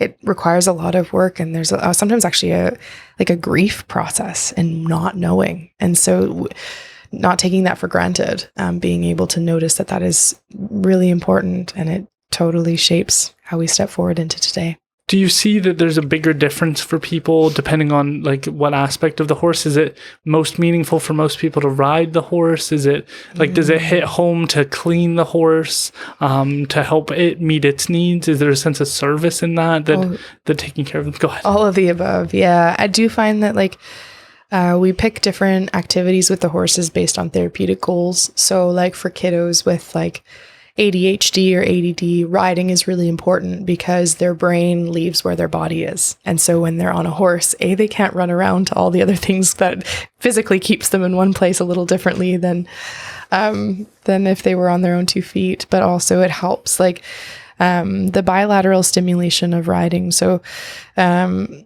is really important for grounding and bringing emotion regulation. So there's a therapy called EMDR where you use light or paddles or different things to stimulate the brain, left, right. It's called bilateral stimulation of the brain, and it helps treat trauma. It helps reprocess traumatic triggers and things like that. I'm trained in a therapy called OEI, which is similar. It works on a similar neurobiological principle where we use one eye at a time to process things. But anytime I can integrate walking, left, right, with our feet on the ground, kayaking, paddles, left, right, or horseback riding, the swing and the motion of left, right, can be incredibly therapeutic and beneficial for people. So that's one thing I'll integrate if it suits and fits with their goals. Boundaries work, I find, tends to come out more in the groundwork. So like when I'm working with, can I get the horse to back up? Can I get them to move sideways? Can I get them to come with me? How do I present requests and follow through on those, and then make sure that I don't get literally run over top of? Like there's a very literal application with horses that can be metaphorically adapted to conversation all the time, or bridged to conversation all the time. And then sometimes, just like the grooming, the brushing, the touch. I had one client who has some learning disabilities, and part of her work is also trying to figure out what jobs she might be able to do, because there's going to be a limited ability or a limited number of jobs she can do. But part of her stuff is she puts the feet together and she contributes by taking care of them, and she feels a sense of purpose and pride because she's had some hard experiences when people have told her she can't do things. So she gets to come to the barn and feel like she's not only is she capable, she's actually really good at like connecting with the horses and feeling their sensitivities. And so being good at something, building self-esteem, learning new skills, there's lots of different ways that things come together with that. So Yeah, it's just, honestly, it's part of my creative process actually, is just meeting with people, hearing their goals, listening to their struggles, and then suggesting ideas about what I think would be valuable and beneficial. But they also get to then say, that one sounds good, that one maybe not so much, let's table that one for later, because that dialogue is really important to me in the way I work therapeutically. And I kind of see myself almost like a hiking guide. Like someone comes into the office and says, I want to get to that peak. And I'm like, okay, there's probably multiple ways we can get there. We could go this way, this way, this way. What do you think? And then they get to speak and say, like, this might be good. And then hopefully in the process, they learn how to hike mountains, and maybe down the road they hike their own mountain and they bring someone else on their own path. I think like the wilderness analogies and metaphors as to how we navigate counseling are pretty endless. They're pretty cool. That's what I was actually just going to ask you, is like, how do people get away with doing all of this in an office all the time? Like, I don't understand that. My understanding is EMDR does work when you're walking, when you're talking about an issue and you're looking back and forth. First, you go from focus mode, which is when you're reading a book, you're splicing time so small that time actually often slows down, to landscape mode where you're taking in so much content that time sort of flies by. Then you're reflecting on an issue you went through, and that EMDR starts to kind of arise naturally. Yet I've never heard that said, other than just sort of realizing that process is occurring. It seems sort of crazy that more people don't try and integrate some sort of outdoor activity with their counseling practice. I've the longer I do this work, the more I start to like feel like my sense or my radar for dialing in on what needs to be sat down and talked about and what needs to just be walked out and embodied. Different people, different personalities need more or less of one or the other. And I think, I think the biggest thing, or my biggest hope for folks as they navigate their own personal growth, whether they're accessing therapy or considering it, or maybe they work as a therapist or work in mental health, is to just be able to let all the options be available. And then be able to like notice what resonates and what doesn't with the person who's walking their journey. Because I just personally am at the point where I don't know how I could do it would be hard for me to do therapy without any access to embodied activities. That's part of the worldview I come in with. I just notice how much it also helps me anecdotally, just staying in embodied.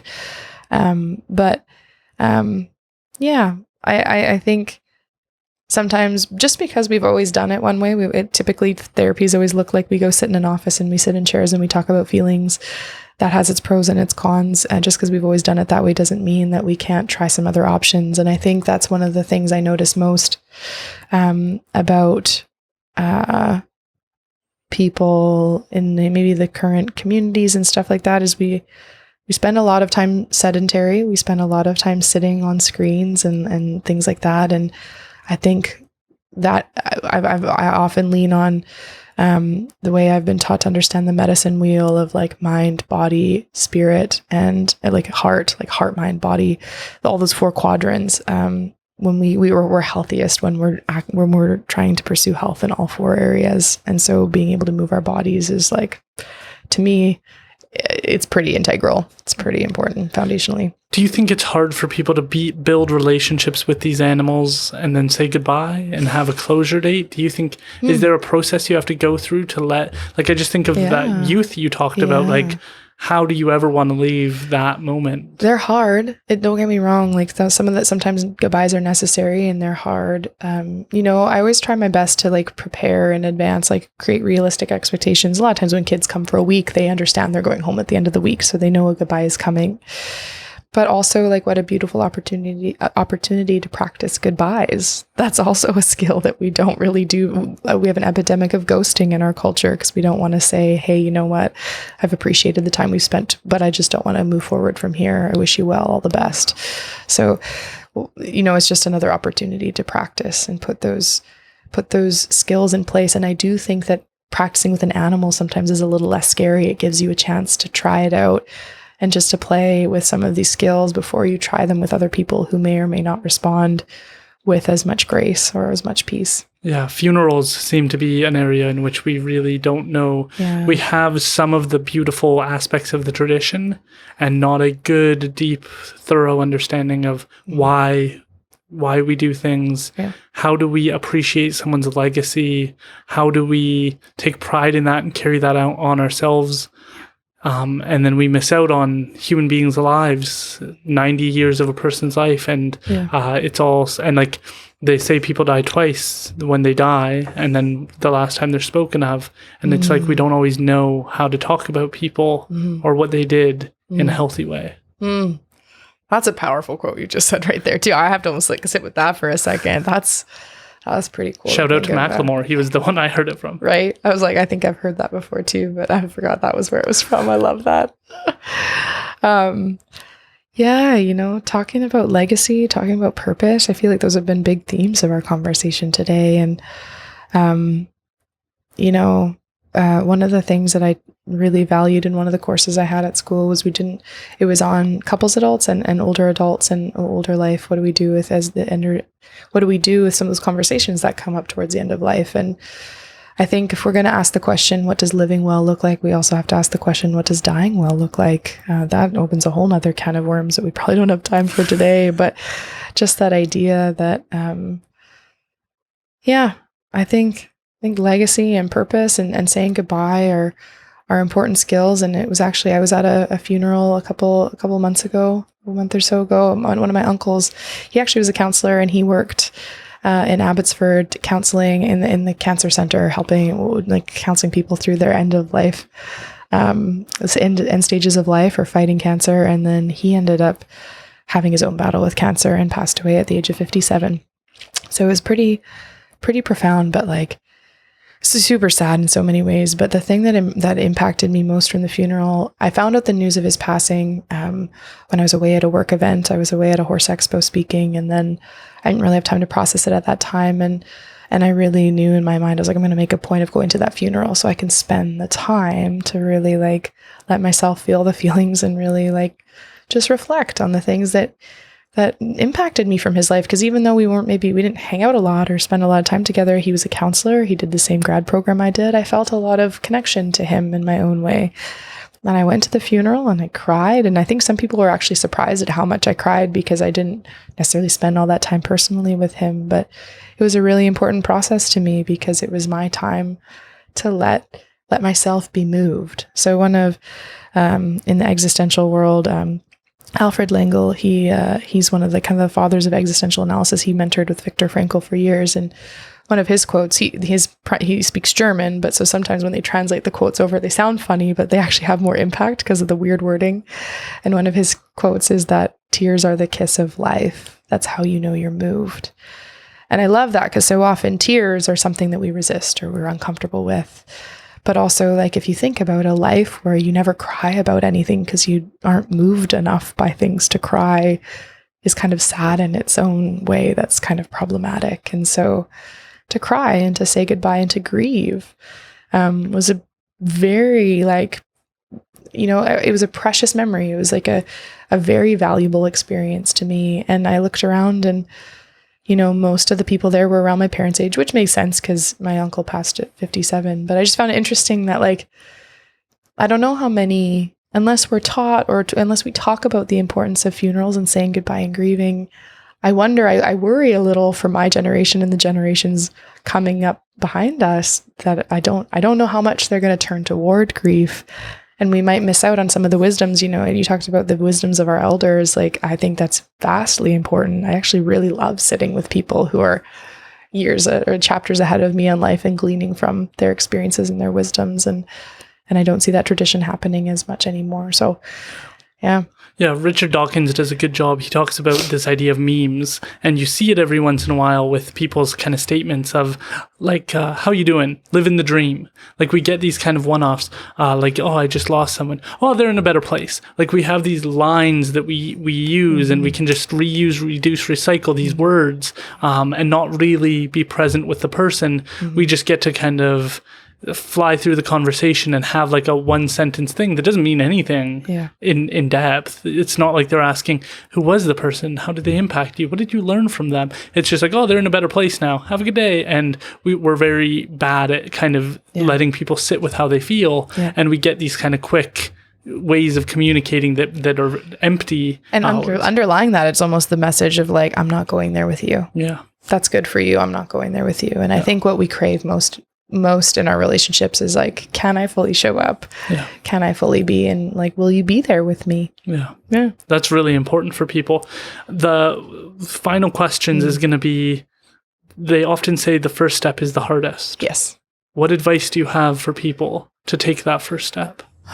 Like specifically with counseling, are you thinking, or in what way? Like that first step, whatever that looks like. Sure. I think of counseling as a likely first step for many, but to start to address the underlying problems, they have a mess of a life and they don't know where to start. How do they take that first step? Yeah, that's a great question. Let me think about that for a second.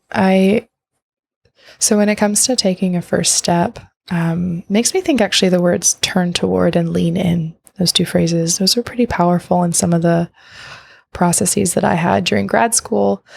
And so a lot of times, depending on if we've been through hard things, if we come from family systems or workplaces that value kind of dig deep, get her done, that's kind of a cowboy one, just like push through some of those things. I think sometimes,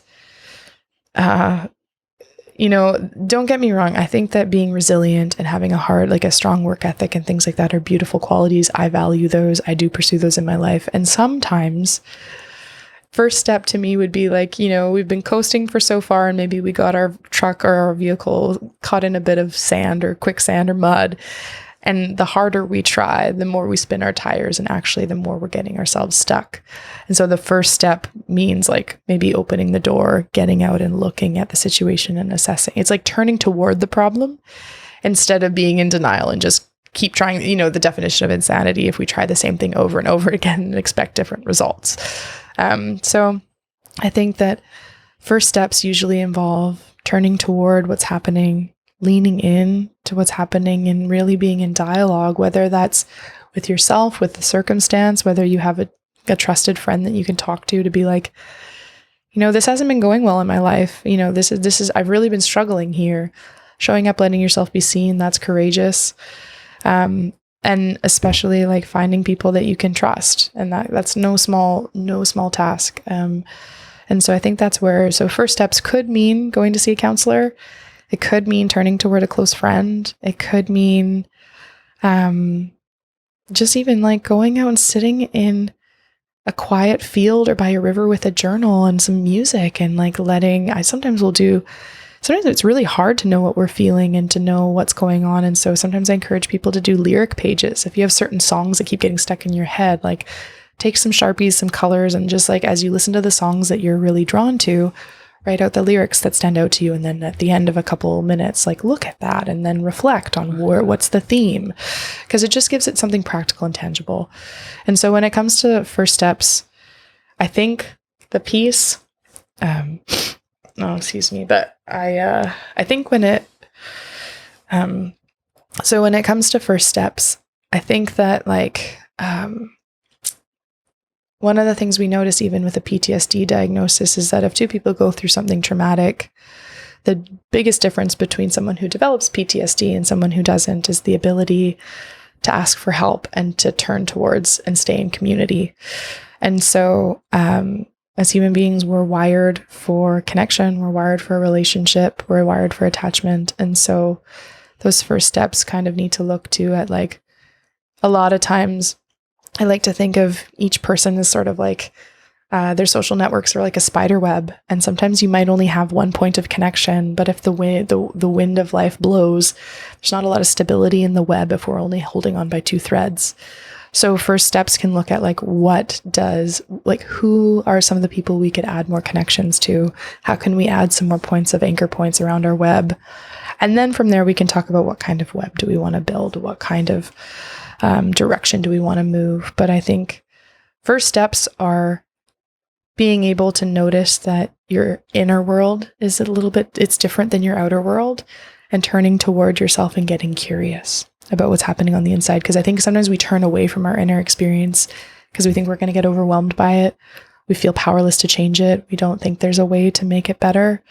And I'll speak from both my own personal experience and from the people I walk alongside of in my work all the time, is that turning toward ourselves gives us an opportunity to have a conversation that could be like, oh my goodness, it could be the fork in the road to like the most amazing mountain peak, or kind of trudging through the thick of the forest. So that is really good advice. How do people choose a counselor? Do you have any advice? It seems like so many people want to rush through, pick any old body to talk to. But with your level of kindness and generosity towards your clients and understanding them, how do they choose the right person? That's a great question.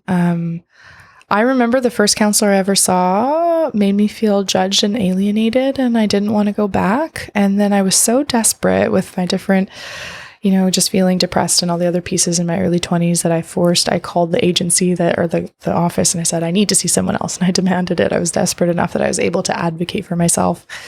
And the second person was incredible, and we just matched really well. And that's not to say that the first counselor was a bad counselor.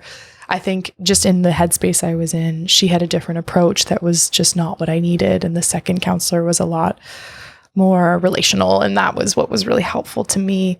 And so the thing that I would say is that know that finding a counselor is similar to like finding a good coach. Like there can be lots of other coaches in certain sports that are good at different things, but ideally when you find one that's really aligned with A, what you want to learn, and B, your style of learning, you're probably going to make progress quicker.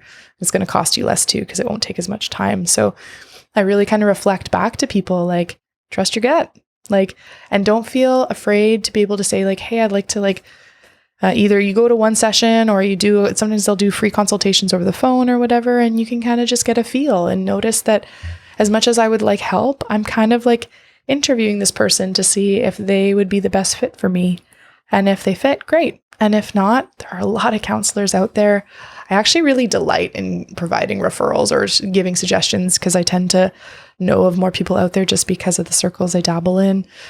So sometimes, like for me right now, my private practice is full. I have a wait list for individual work, even though I still have space for doing groups and other things. But sometimes when people reach out and ask, I just ask a little bit about them, and then I like sending them to different referral sources. And just trust your gut. If it feels right, proceed. And if it feels off, then set them free and find another one. You have a great website, a great Instagram page where you share incredible insights like you have today. How can people connect with you?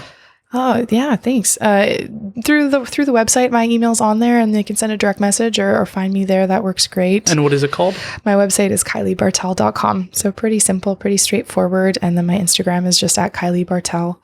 So yeah. Kylie, this has been an absolute blast. This definitely goes up in my top 3 favorite interviews I've done since starting this. You have a clear wealth of knowledge. There are some people I sit down with and they're great people, but you can see at a certain point their expertise, their sense of confidence is starting to deplete.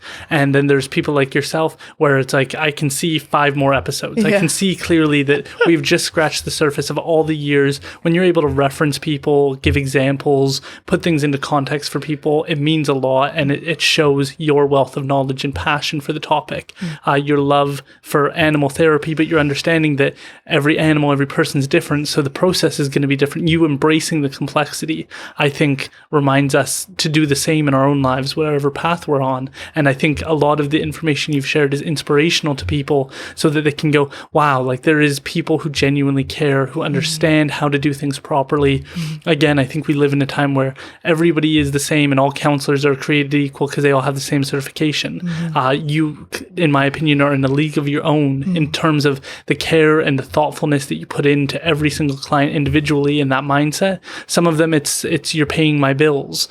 You haven't even shown a hint that anything in terms of what you do is a business, yet at a certain point it is. And so that's a fascinating thing to see in a person, their passion for the topic and their belief that things could be better. And so you're going to try and steer things in that direction. And so I just really appreciate this conversation. Wow, I could feel a little bit of almost the tears welling up almost behind my eyes as you share those beautiful words. Thank you for that encouragement. I was just so honored when you reached out and was like, hey, could we sit down for a conversation? Because these are spaces where a lot of times in the past when I've hosted events, I'm the one that's hosting and asking the questions. And so just the fact that you felt inspired to bring more voices, more mentor voices to the community was something I just thought was a beautiful idea. And I'm so honored that you asked. And I had a similar thought, actually, partway through the conversation. I was like, hey, I'd like to ask you some more questions. And I feel like there are a lot more potential conversations that could jump off of some of the topics. But at the end of the day, thank you so much for the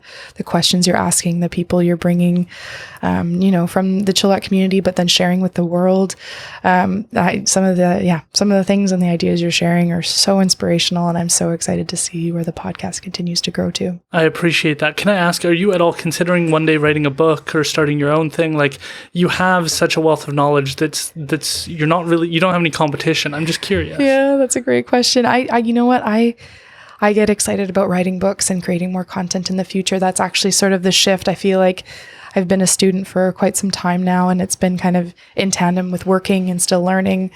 And it's kind of exciting to see. I've got some ideas for some online course stuff and partnering up with Josh Nickel, who does a lot of work with the relational horsemanship piece. And then for me to bring some of those human psychology pieces, I'm excited for those bits. But I suspect that in the years to come, they're going to come. But it's pieces like this that really get my brain kind of excited about it. I just feel all the seeds that are taking root and sprouting. So one day, we'll see. I'll keep you posted. Yeah. Well, thank you again for coming on. This has just been an incredible conversation. Yeah, thanks for having me.